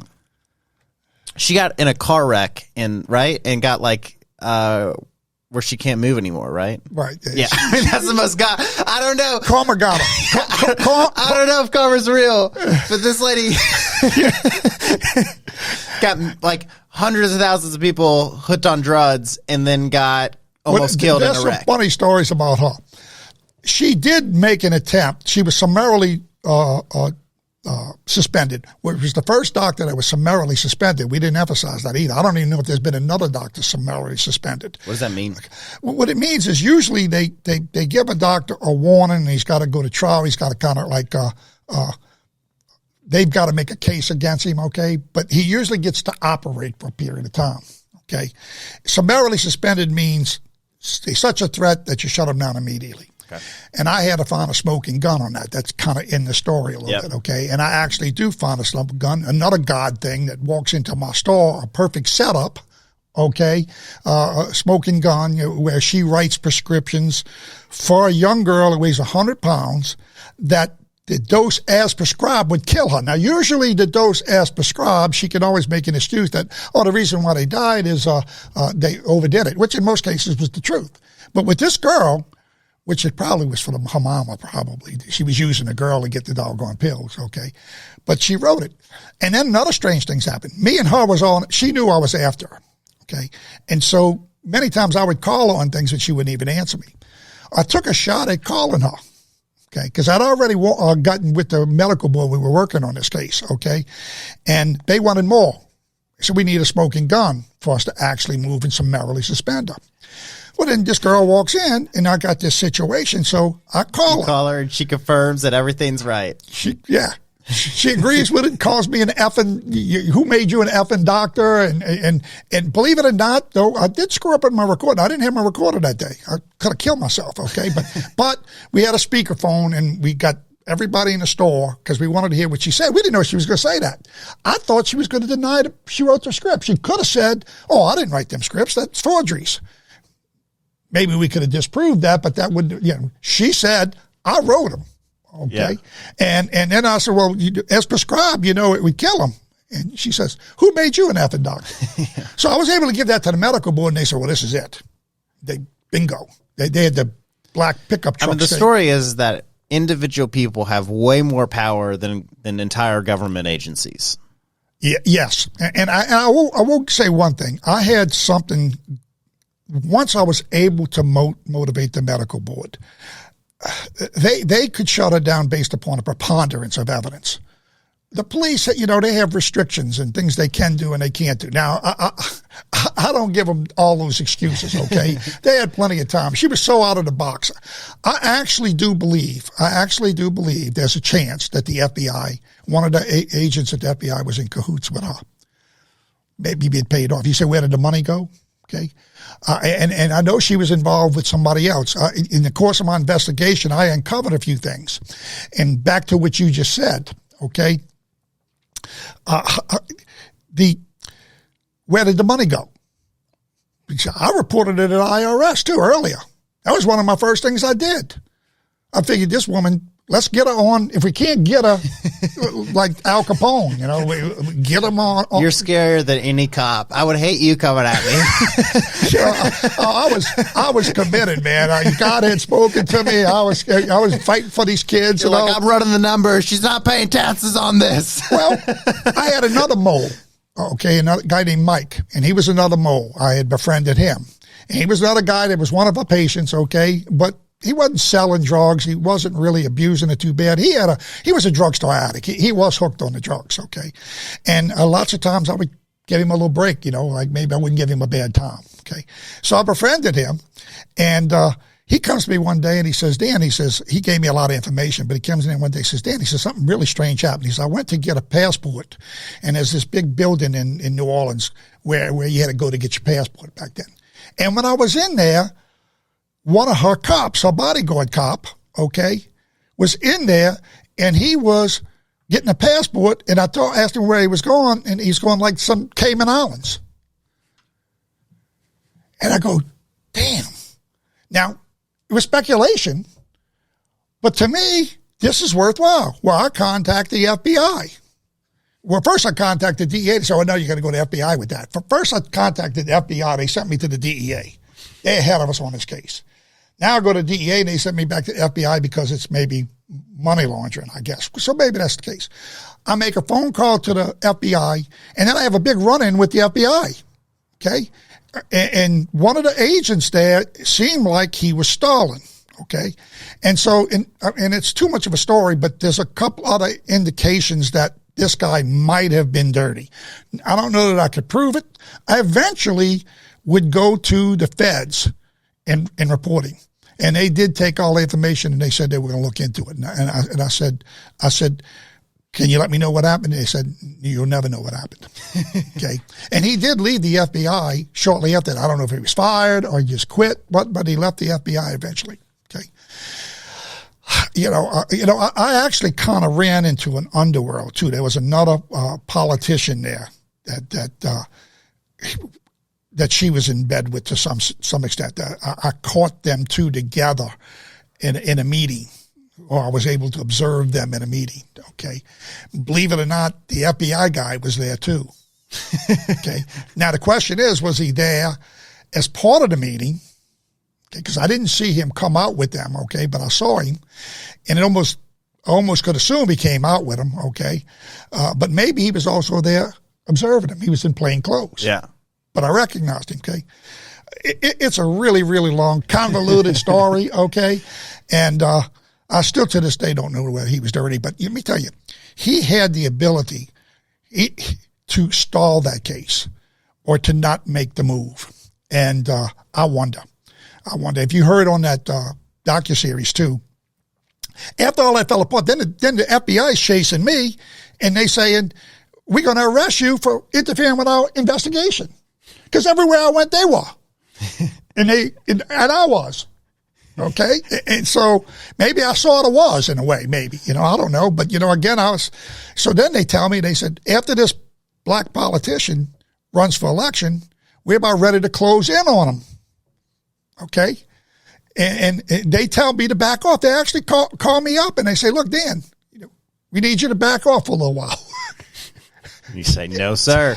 No. They need you to back off right after the election.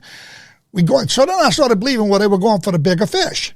That's why they were holding this up. Of course, I'm still frustrated with that because kids are dying, okay?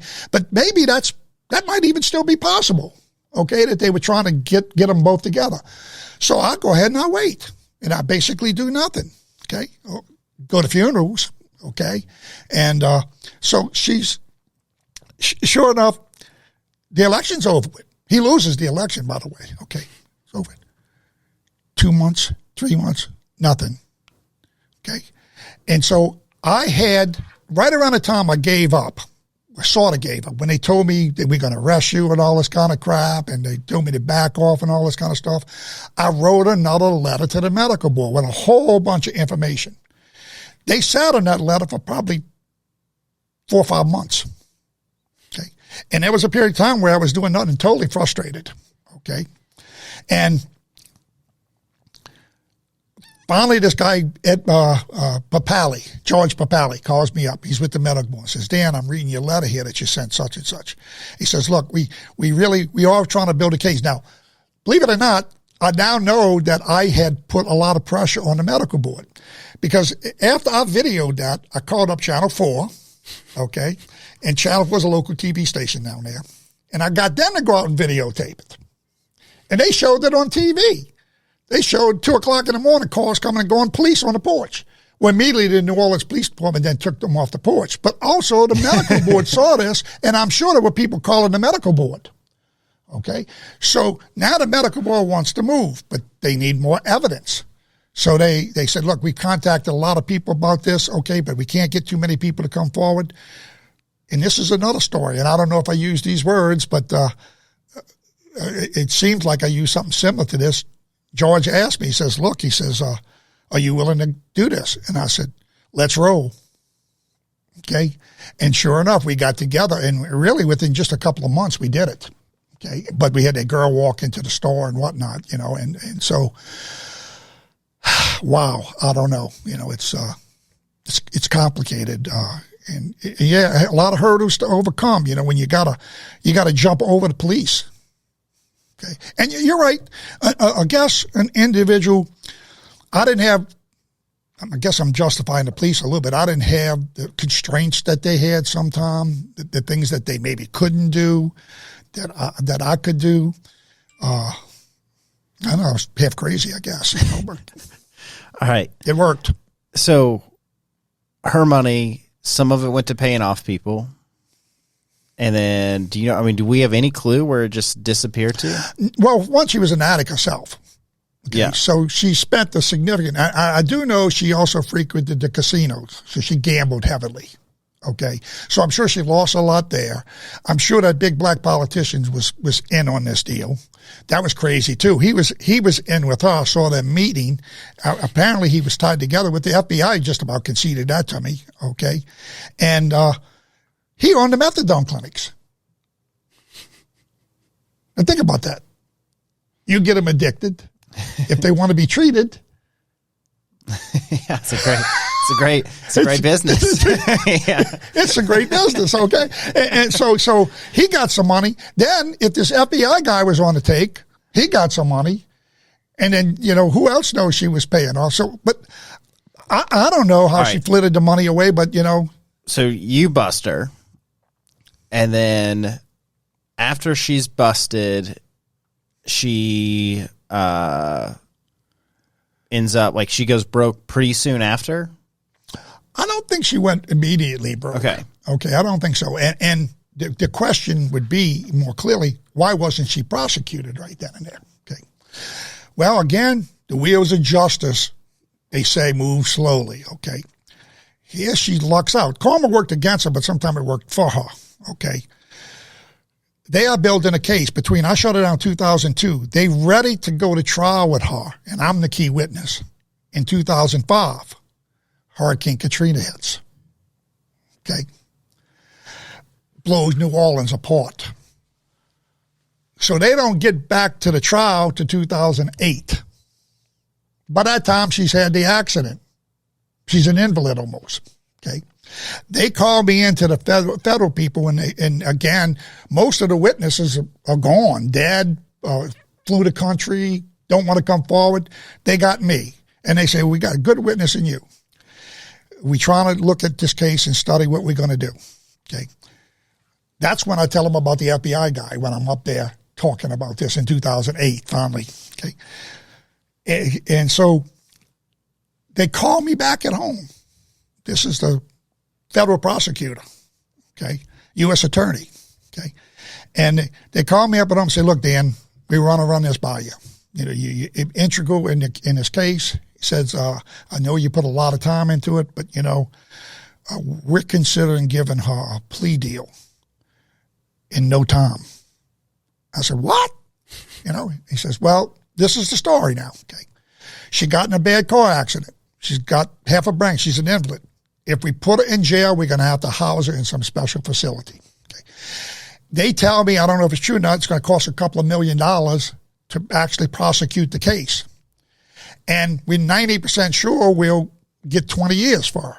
Okay. But there's always a chance maybe we don't. Okay. So, the woman's penniless now. Okay. She's an invalid now. Okay. She had been working at Taco Bell as an assistant manager before she had the wreck.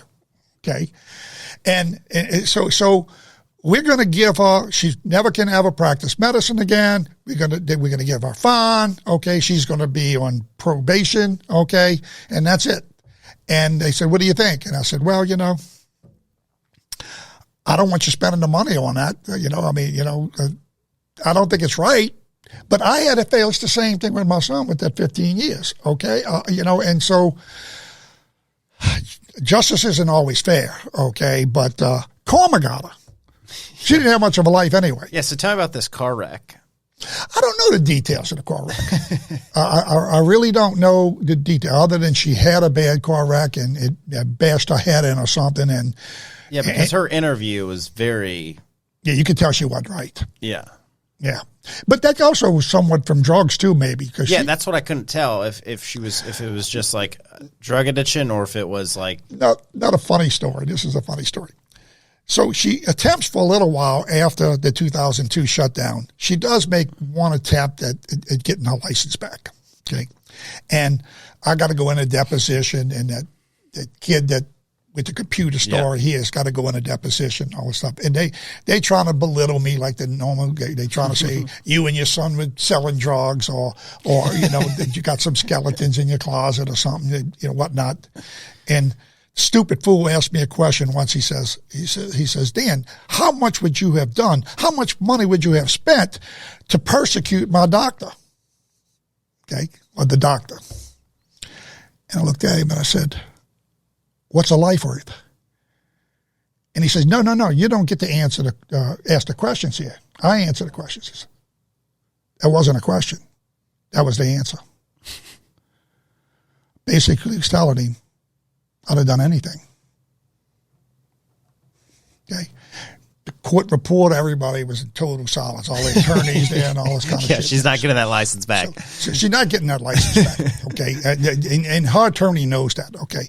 So then she tries to plead that she's a drug addict because they got rehab programs. Yeah. Now I'm a drug addict, and maybe she can get in a rehabilitation program or something like this. Okay, so I live in this little town called Mandeville. I used to live in a town called Chalmette. Okay, after Katrina, I moved to Mandeville. Mandeville has a mental hospital there.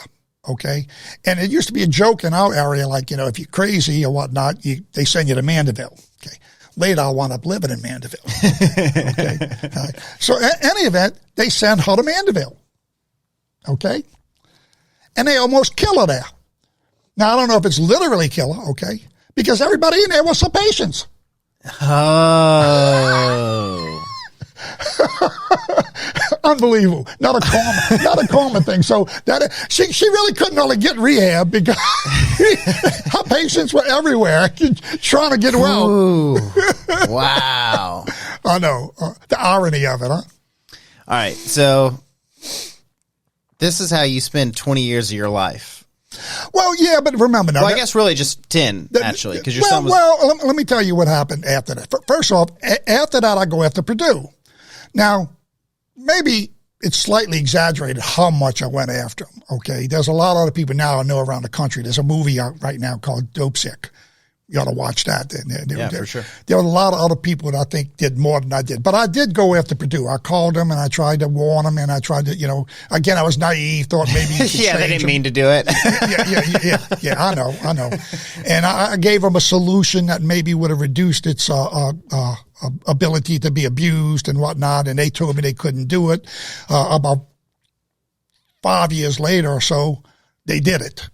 Okay. But they took 5 years to do it. Okay. And when they did it, sales went down. And they knew when they fixed this thing where it wasn't as easily abusable, okay, they were going to lose a big share of the market because most of the people buying this didn't really need it for pain. They were abusing it. Yeah. Okay. And they knew that. Okay. That's how they were making billions of dollars and all this kind of stuff. So I went after them and I did a lot of things on that. But I also knew I was trying to get at the problem. I did shut down 2 other doctors, okay, but they weren't nowhere near what she was, okay. One of them I even felt a little bad for, okay. He got caught up in something and thought he was a halfway decent guy, but he was a little crazy, okay. And so I did shut a couple of doctors, but I gave that up. My wife said, you can't keep doing this, okay. And I said, yeah, you're right, okay. And I tried to go back to the education phase, but I also got together and we wrote a pain clinic law in our parish. Okay, because we didn't want the pain clinics coming into our parish. Okay, and so we wrote that, and we got it signed by the governor, and I was there at the signing ceremony. Okay, and there's a bunch of then I tried to build a coalition of people that I thought maybe we could get some political influence. Okay, and right before Katrina, I was getting ready to have a town hall. Okay, and I had about 50 people signed up that said they were willing to be volunteers. I don't know whether they would have been or not. Okay, and Katrina hit. And our world blew apart. And that is kind of shown in the docuseries, okay? Yeah. So for really about at least 3 or 4 years, I moved to Mandeville. I had to reconstruct my apartments. It was survival. So I did virtually no advocacy. And then it was about 2008 or 2009, I started keying in a little bit. I joined a New Orleans coalition, and I was learning more about what was going on then, okay? But there were intervals, too, where I still was not really that active, okay? And then I think it's 2012, I started forming a coalition in my parish. And we built a coalition there, and it is shown, but never really got off the ground, not the way I really wanted it. It wasn't a real success story, okay? He had all the right ingredients. It was like an airplane running down the runway, but you could never get enough speed to take off. But then I turned 65, and my wife was getting a little burnt out on this. My daughter was getting burnt. I was getting burnt out on it, okay? And she said, look, you got your first grandbaby. At 65, I had my first grandbaby from my daughter. They said, why don't you just retire from this? I retired completely, okay? I resigned from as the president of the coalition, and I was the thing holding it together, even though it wasn't doing everything it was supposed to do. They kept it going for 3 or 4 months, and it folded. Okay, years later, something close to that kind of came back. Okay, so I was idle then for about 2 or 3 years. And this guy calls me up, Jed Lipinski with the New Orleans newspaper. And the way he reached me was, it's a funny story again. He lives in the New York area, Northeast. He gets he gets a better job in New Orleans offer. So he moves to New Orleans. He goes to work for the Times-Picayune Advocate, which is the big newspaper down there. And they appoint him as the health reporter. And his first assignment is to do a story on the origins of the opioid epidemic. Okay, this is 3 years ago now. Okay. And they fly him back to New York because there's a convention going on about the opioid crisis. And when he's there, he reads a magazine, Time magazine, and early on, and it highlights there's 3 places in the country that are hotspots for OxyContin. My parish was one of them. By the way, that was another thing that motivated me. That came out in January of 2001. You can go back and get Time magazine, January 2001. It came out when it named my parish. That was nothing that determined me to shut her down. I said, I can't believe my parish finally makes Time magazine for this crap. Okay? And so it fired me up at the time. Now, it also fires him up. He goes, oh, my God, I'm going to go back home. Right outside of New Orleans is where this originated. It was one of the hot spots in the country in the very beginning. He goes down there and they starts talking to the politician and whoever's still there that knew what went on 20 years before, 18 years before, something like that. And they say, you got to talk to Dan Schneider. Well, who's Dan Schneider? Well, he's a pharmacist. And he was all involved in it. He's the guy that shut her down. So I get this phone call out of the blue. I'm retired now for a couple of years. I get the phone call from him. He says, Dan? I said, yeah. He says, look, I'm a reporter for the Times-Picayune. I'm doing a story on opioid. I'd like to interview you. My wife's listening in. She goes, no. I hesitated. I said, look, I got to think about this. Well, I thought about it. I said, I'd almost started to write a book at one time. I had all these tapes and videos and all this kind of stuff. And I said, this story ought to be out there. It really ought to be. Maybe it could do some good for awareness and, maybe even help my cause, do my mission. Okay. And so I say, yes. He works on the story for about, 6 months. Investigate this. A great story. NOLA.com. If you it's still online, NOLA.com. Justice for Danny is titled. 8-page leaflet they put in the Times-Picayune. It phenomenal. I get accolades from not just the New Orleans area, but far-reaching. Yep. I got about 3 or 4 offers from around the country to either they want to do more on this, either documentary or a movie or something like this. Okay. Group from New York contacts me. They hire Jed Lipinski, bringing him back home. Okay. He leaves the Picayune and goes back home. And so I decided to go with Jed and the group in New York. They create a sizzle reel. Okay. And they submit it to Netflix, and Netflix buys it, and then the rest is history. 100 million people have seen it.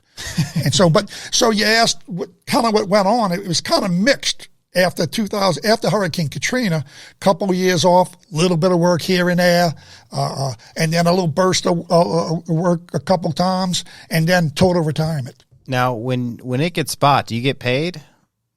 What's that? Are you a percentage owner of the show? No, okay. no. That's kind of a ripoff. In fact, I don't know whether it's true or not, but they say they don't pay people for docuseries. Okay.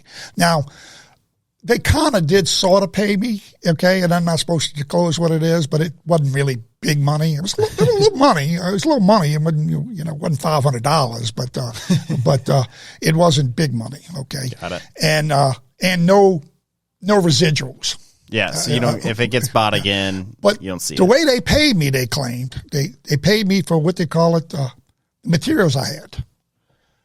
They got a phrase for that. Collateral? I don't know. No, archival. Okay, they paid me archival fees. Okay, for all my tapes and all my papers and everything. Okay, and so I sort of got a little payment out of it. Okay, but it surely wasn't enough. Now, hopefully we got a movie in the works, and there is a chance I could make some money in a movie. And if I ever manage to get a book written, and I'm going to try to get a co-writer or something to write it, because I don't think I'm quite up to writing it, but I can tell a story and somebody can write it. And hopefully make some money on that, because I'd like to enrich myself a little bit to help my daughter. but I think I would take a substantial portion of it and plug it back into my mission. Cause, yeah. All right, so let's dive into that. So you have these kind of two big things that happen, and then you have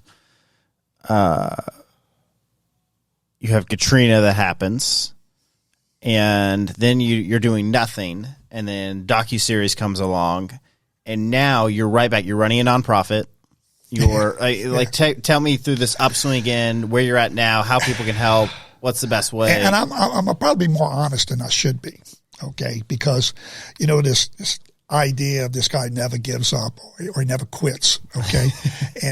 but by the way, I'm not quitting, but I am pulling back, okay? But I after this, still, when we did the docuseries, I didn't plan on getting back into advocacy.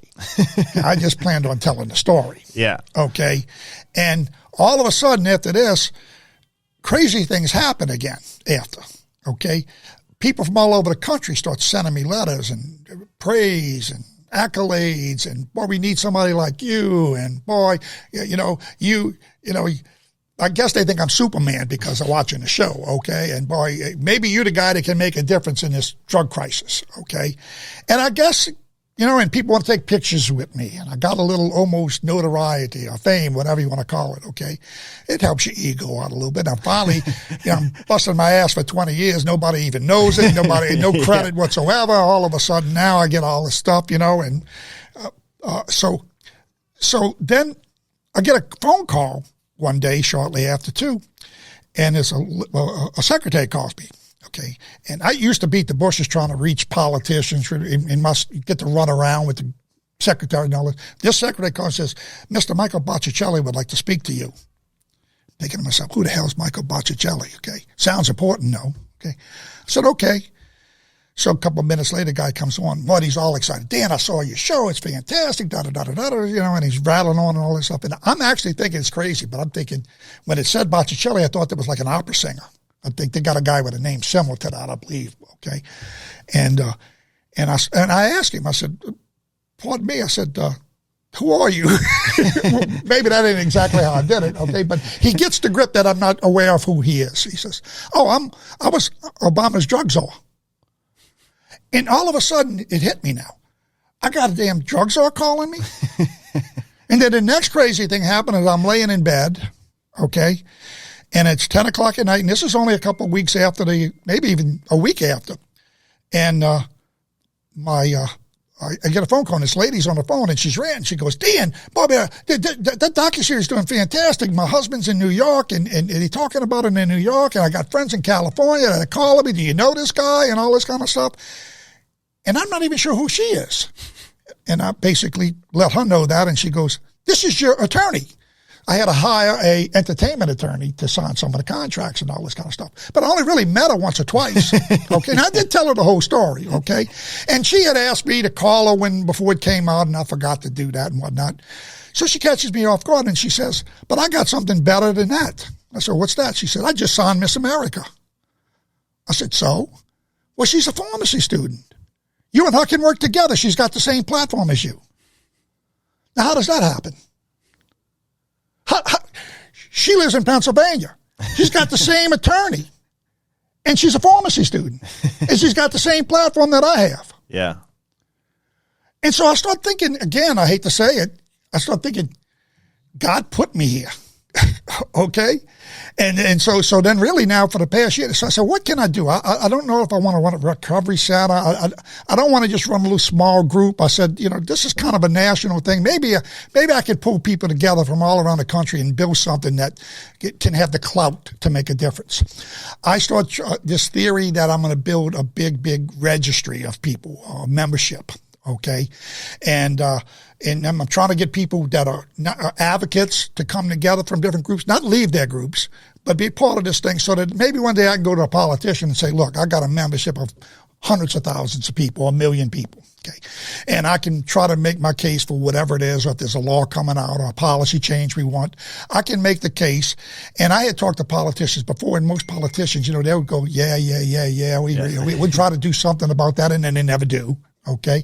But if you tell them, well, I got 1 million people, then all of a sudden their head clicks. maybe this guy could affect my election.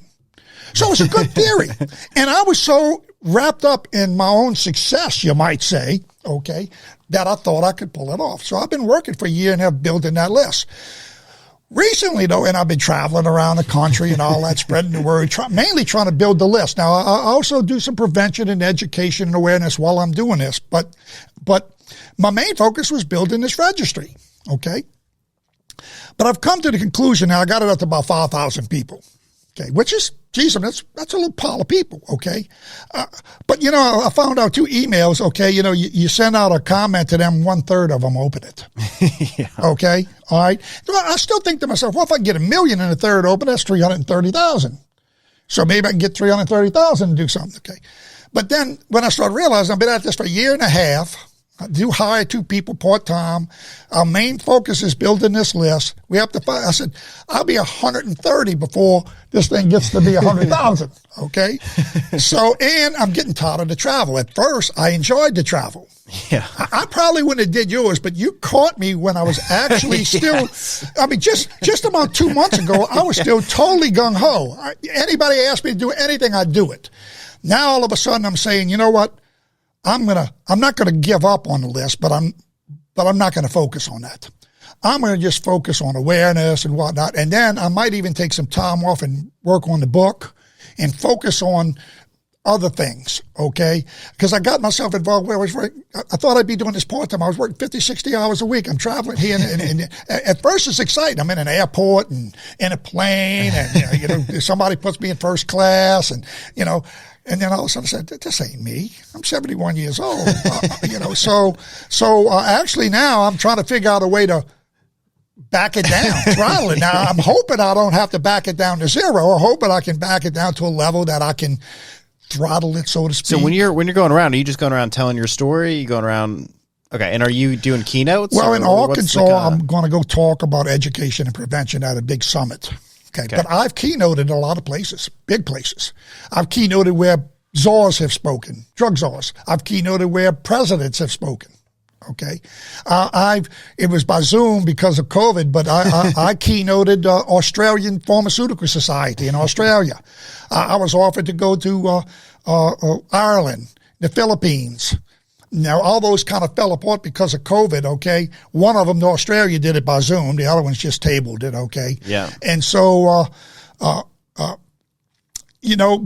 for a long time, I was doing those things, and within mind, always selling, please sign up on my list, okay?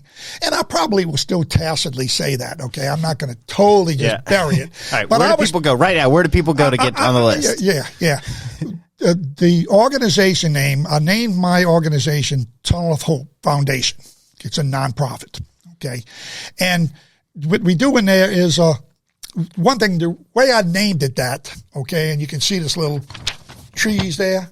Well, in my parish, believe it or not, okay, on my way to work, there's this little 2-lane highway with both directions with these big oak trees on it, and they form a canopy.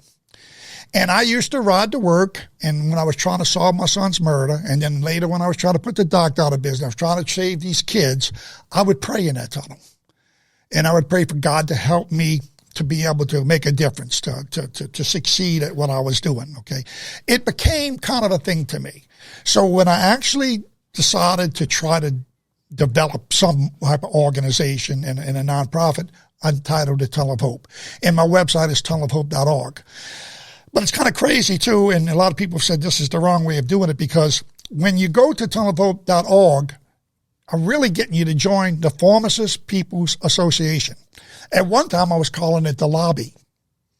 But then I got some negative vibes about lobbies. Okay? Now, it was a people's lobby, the Pharmacist People's Lobby. Yeah, okay? but people don't know that up front. But now it's the Pharmacist People Association. And now, when I changed it, I thought it would be another boost and this thing would take off. Okay, well, residual effect. So I am sort of doing that, but I'm focused now, just like when I was Channel 4 that I just spoke to this morning. What can I do to get the message out to save some kids? Okay. So I'm gonna dive into this. I've lived a sheltered life, being homeschooled, and then I became obsessed with business, and then I've never dabbled in anything. I've never swallowed a pill before. ever, an Advil, anything. Okay. And I need to have my wisdom teeth removed, and they're like, okay, we can do this light therapy, or you can take this. I'm like, yeah, I'm just going to own the pain, right? Oh, wow. And so hats off. yeah, no, it's not that I'm tough. I just never swallowed a pill. I got a little funny story to tell you about that. So what is, again, my obsession was business and things, maybe I like nice things, whatever the case is. I always wanted a family. My wife and I just had our first kid. I've just always had goals, and I've worked towards them. And many, many successful people I've been around have done drugs of some sort. There's this idea that I used to think that look, there's successful people that don't do drugs, and then there's unsuccessful people and they do drugs. But the truth is there's people that manage their drugs well, and there's people that don't manage their drugs well. But a lot of people do drugs, just period. Right. But there seems to be some type of obsession with people changing their life by taking something other than doing something, and people avoiding pain, as in pain's bad. So there's this thing of that's if my head hurts, I just go lay down. Right. Or I just work through it. It is what it is. Correct. Where I know some people that if their head hurts, their life is now, how do I fix my head hurting? So I don't have, all this is just crazy to me, because it's I don't, this is not the world I live in, right? And this is me being very sheltered, and I understand that, and whatever the case is. But is it starting with everybody's been you're out of touch if you think it starts with marijuana and ends up here. But I've also watched when we look at people that end up porn addicts, they start with seeing porn once and then watching it 9 hours a day. So there tends to be that people just become addicts about anything. I'm an addict about business. I'm somebody who can work for 18 hours straight. Right. If it's anything to do with business or what I'm trying to accomplish in business. That is an addiction. Yeah. Or when I was really into golf, exact same thing. I mean, I'm the exact same when I'm focused on it. This has just never been my priority. I know I could take down that doctor, because I'm I could relentlessly pursue this person, right? So all that being said, I don't quite know the question I want to ask, but what is this? It drives me. Why do people, not you, why do people in general want pills? Oh, my aunt's name to my book, supposedly, Driven. It just came in and she said Driven. I actually like that. Yeah, it's a good name. Okay. But what drives people to even want to take something for their problem? It's kind of what we're talking about, Driven. Okay. Again, it's a unique set of circumstances that I found myself in. A really almost innocent kid. So many things that should have stopped that from happening. It didn't. Then being totally mistreated by the system and realizing how badly people that use drugs are abused. Okay, and and I was one of those guys in the past too. That guy's a junkie, and that kind of looked particularly down at him. And I mean, there was a little guilt there that I felt that way, and it happened to my own son, okay, in a sense. And and remember, commitment to God had something to do with this, okay? It just seemed like there were some magical things that happened along the way that led me in this direction. Of course, God don't make it easy. Okay, I found that out. He's kind of almost always helped me succeed when I work hard enough, long enough. Okay, but there's a difference now. I'm 71. I do have grandbabies. My daughter separated from her husband. I'm divorced. Okay, so I'm sort of the stepdaddy to these grandbabies now, and I've been busting it now for the past year and a half since this docuseries broke, thinking that I could make a big dent in the problem. Okay, I was this guy that was, I mean, I'm the most famous pharmacist in the world right now.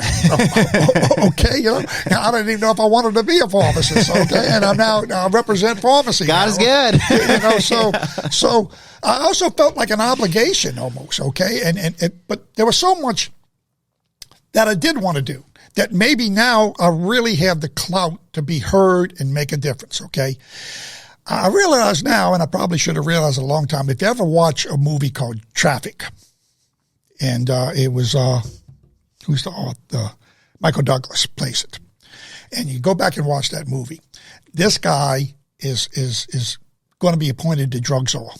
And he's wanted this all his life. He thinks it gets to be the drug czar of the nation. He can make a difference, okay? Meanwhile, his daughter is a heroin addict. He doesn't know it, okay? And comes home and she's disappeared. And he's waiting to be approved to be the drug czar, okay? So he doesn't want anybody to know his daughter's missing. So he goes out looking for her. And he goes into dirty places, filthy places, just like what I was doing, okay? And he even goes into one, he catches her in bed with screwing somebody for drugs, okay? And he goes to take her out, and one of the drug lords come up to him like that, and, with a gun or something, ready to blow his head off, and almost gets killed, okay? But the guy sees the determination in him, I guess, and maybe, maybe the guy thought, well, maybe he had sympathy, or maybe he said, if I kill this guy, he's somebody, then maybe it'll hurt my business, okay? So he lets him have his daughter, okay? And so just to make the story real quick, okay, he goes to the podium to accept the job. He doesn't take it. He also had looked at the amount of money that the drug lords had to spend on marketing this thing and whatnot, okay, and the budget that he had as a drug czar, and it was like pennies compared to what they had. And I guess he really felt like, I got to worry about my family. Okay, so he didn't take the job. So for a little while, I thought that I could do this full time, even at 70 years of age, and I was highly motivated. Okay, all right. And I still want to play a part, but I do have a book and a movie. Okay. And so I do want to figure out a way to throttle back, because I'm starting to think a little bit more about my family. And I guess part of it is I'm not quite having the success that I thought I would, and the drug problem's been getting worse. So what are the solutions to the drug problem? Because I struggle with this idea of we should legalize everything. I know. That's one possibility. And I don't agree with that, but I've always thought it was an option. Yeah, I did. Yeah, I mean, now, I'll tell you what we're working on. Okay. What I am, and most of the people I'm affiliated with, we do believe we got to start treating it as a health issue, and that we got to decriminalize it. And we talk about basically decriminalizing all drugs. Okay. Now, that is different from legalization still. Yeah. Okay. And it doesn't solve all the problems that legalization, but it also doesn't totally open the door for anybody to try it. Because this is where I'm at. If we spend $50 billion a year on stopping drugs, right, and instead we put $10 billion to make sure drugs never enter the border again, yeah, and then we spend the other $40 billion and we put up clinics funded by the government, which means they'll be inefficient and suck, but I don't know of a better way. So we put clinics everywhere. We decriminalize it, and essentially you have an option when you're arrested. Everybody needs to be arrested. Arrested does not mean going to jail. Most people are idiots. They don't know this. That's right. So you're caught doing drugs. You get arrested. From there, you're given an option. You can go to jail for 10 years. You can go to rehab. Pretty much where we're at. Okay. We're not even sure they should be threatened with jail for 10 years. But somewhere in there, we definitely want, we call it the USA flip. A company called Portugal, okay, decriminalized drugs 20 years ago, right around the time my son died, 1999. At that time, they had 400 overdose deaths. Heroin was a big problem in that country, a little country, okay? And they only had 10 million people, about the same size as Michigan, 10 million people, okay? So they decriminalized drugs, and they created, of course, they had a socialized medicine system. They really created an open door where these people were, to some extent, either penalized or coerced to some extent. There was a little bit of voluntarism, but they treated it. It helped remove the stigma. A lot of these people did realize they had problems, and they went in recovery, whatnot. And within 3 years, the overdose deaths decreased by 90%. They went from 400 to 90. Okay, and now 400 to 50, I believe it was. Okay.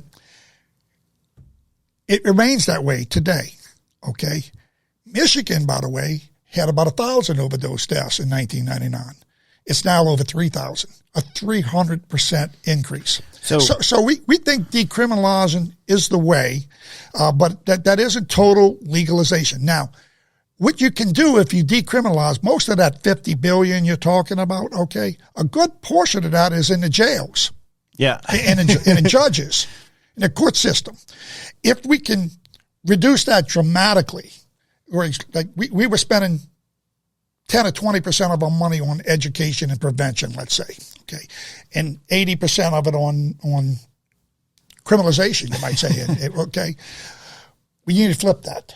We got to spend 80% on clinics and recovery and ways to help save people, treat it as a disease, okay? And then the other 20%, we try to stop it at the border. And for real drug dealers, we maybe put drug dealers in jail if they're not just a petty person selling a couple pills or something like that. So that is the way we're going. There's only one problem with that. And I'm struggling with this right now. I'm actually in the midst. That's another thing. I want to devote some of my time to studying issues. When I was actually out there working so much, I wasn't able to read some of the books I wanted to read. I got so caught up. There's a lot of more education I want to do. This fentanyl thing is different. I'm not sure we can decriminalize fentanyl. Okay, I'm a pharmacist, and there's something called a therapeutic index. And the therapeutic index is when a drug has an effect, the amount of drug that it takes to have an effect, and the amount of drug it takes to kill you. In most drugs cases, it's pretty big. Even in heroin, it's pretty big.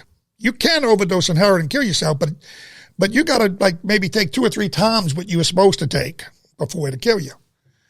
It's this big with fentanyl. And what's happening is a lot of people, in a sense, are accidentally overdosing, but it don't take much.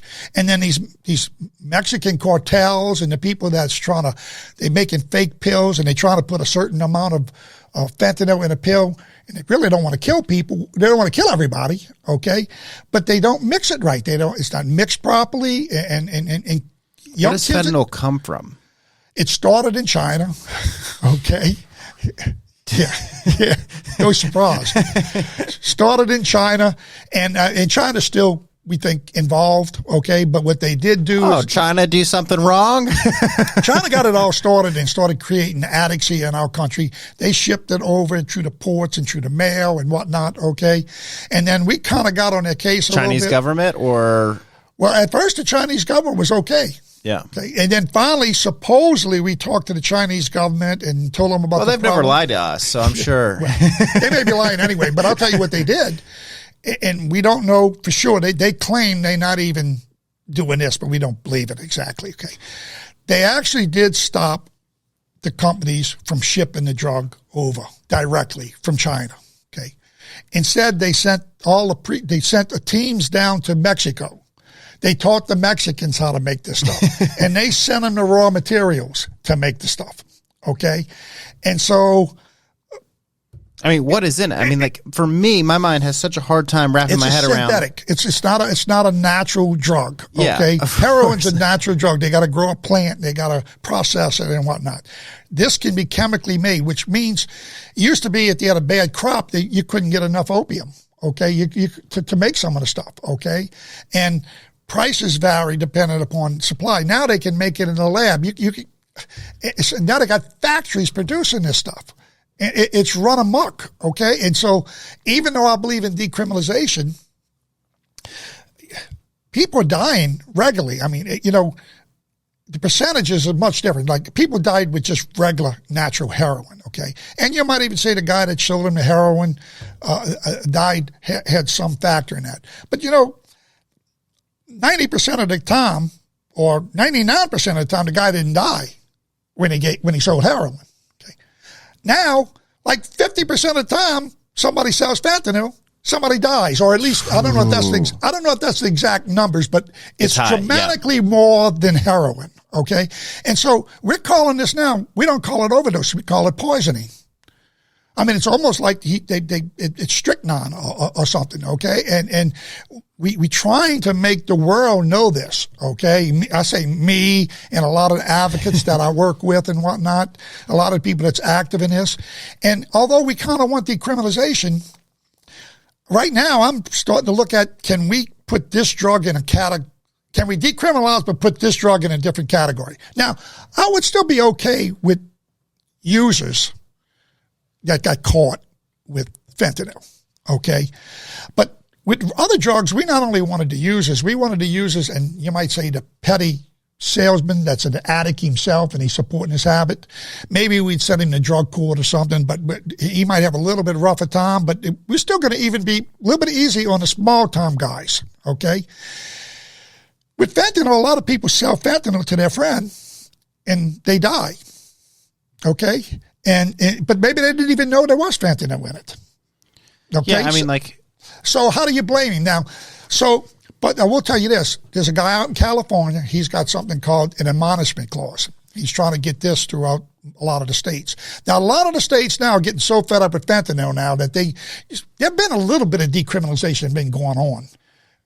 With mushrooms and stuff. I mean, yeah, but even with regular drugs that are illegal, some of the cops now and some of the courts now, they divert people. Okay, now it's not consistent. We would like it to be consistent. You got some guy goes to jail for 5 years, but somebody else goes to drug court, or somebody else gets probation. Okay, so we would like better laws to make it equal for everybody. Okay, and minorities usually pay a higher price than white people that have a lot of money. Okay, well, for all crimes, for everything. For everything. Yeah, I mean, and it's not. We want to equalize that as much as we can, but we want to decriminalize too because they have suffered a lot. They say the black families are torn apart, but a lot of them are torn apart because they're in jail. Now, granted, they wasn't no angels, okay, but they got. Yeah, they got 20 years for weed. I mean, stupid shit. They got 10 and 20 years when his white counterpart got probation or something, okay, or nothing, and so. You took the parents away from them. You helped destroy the families with criminalization, the war on drugs, okay?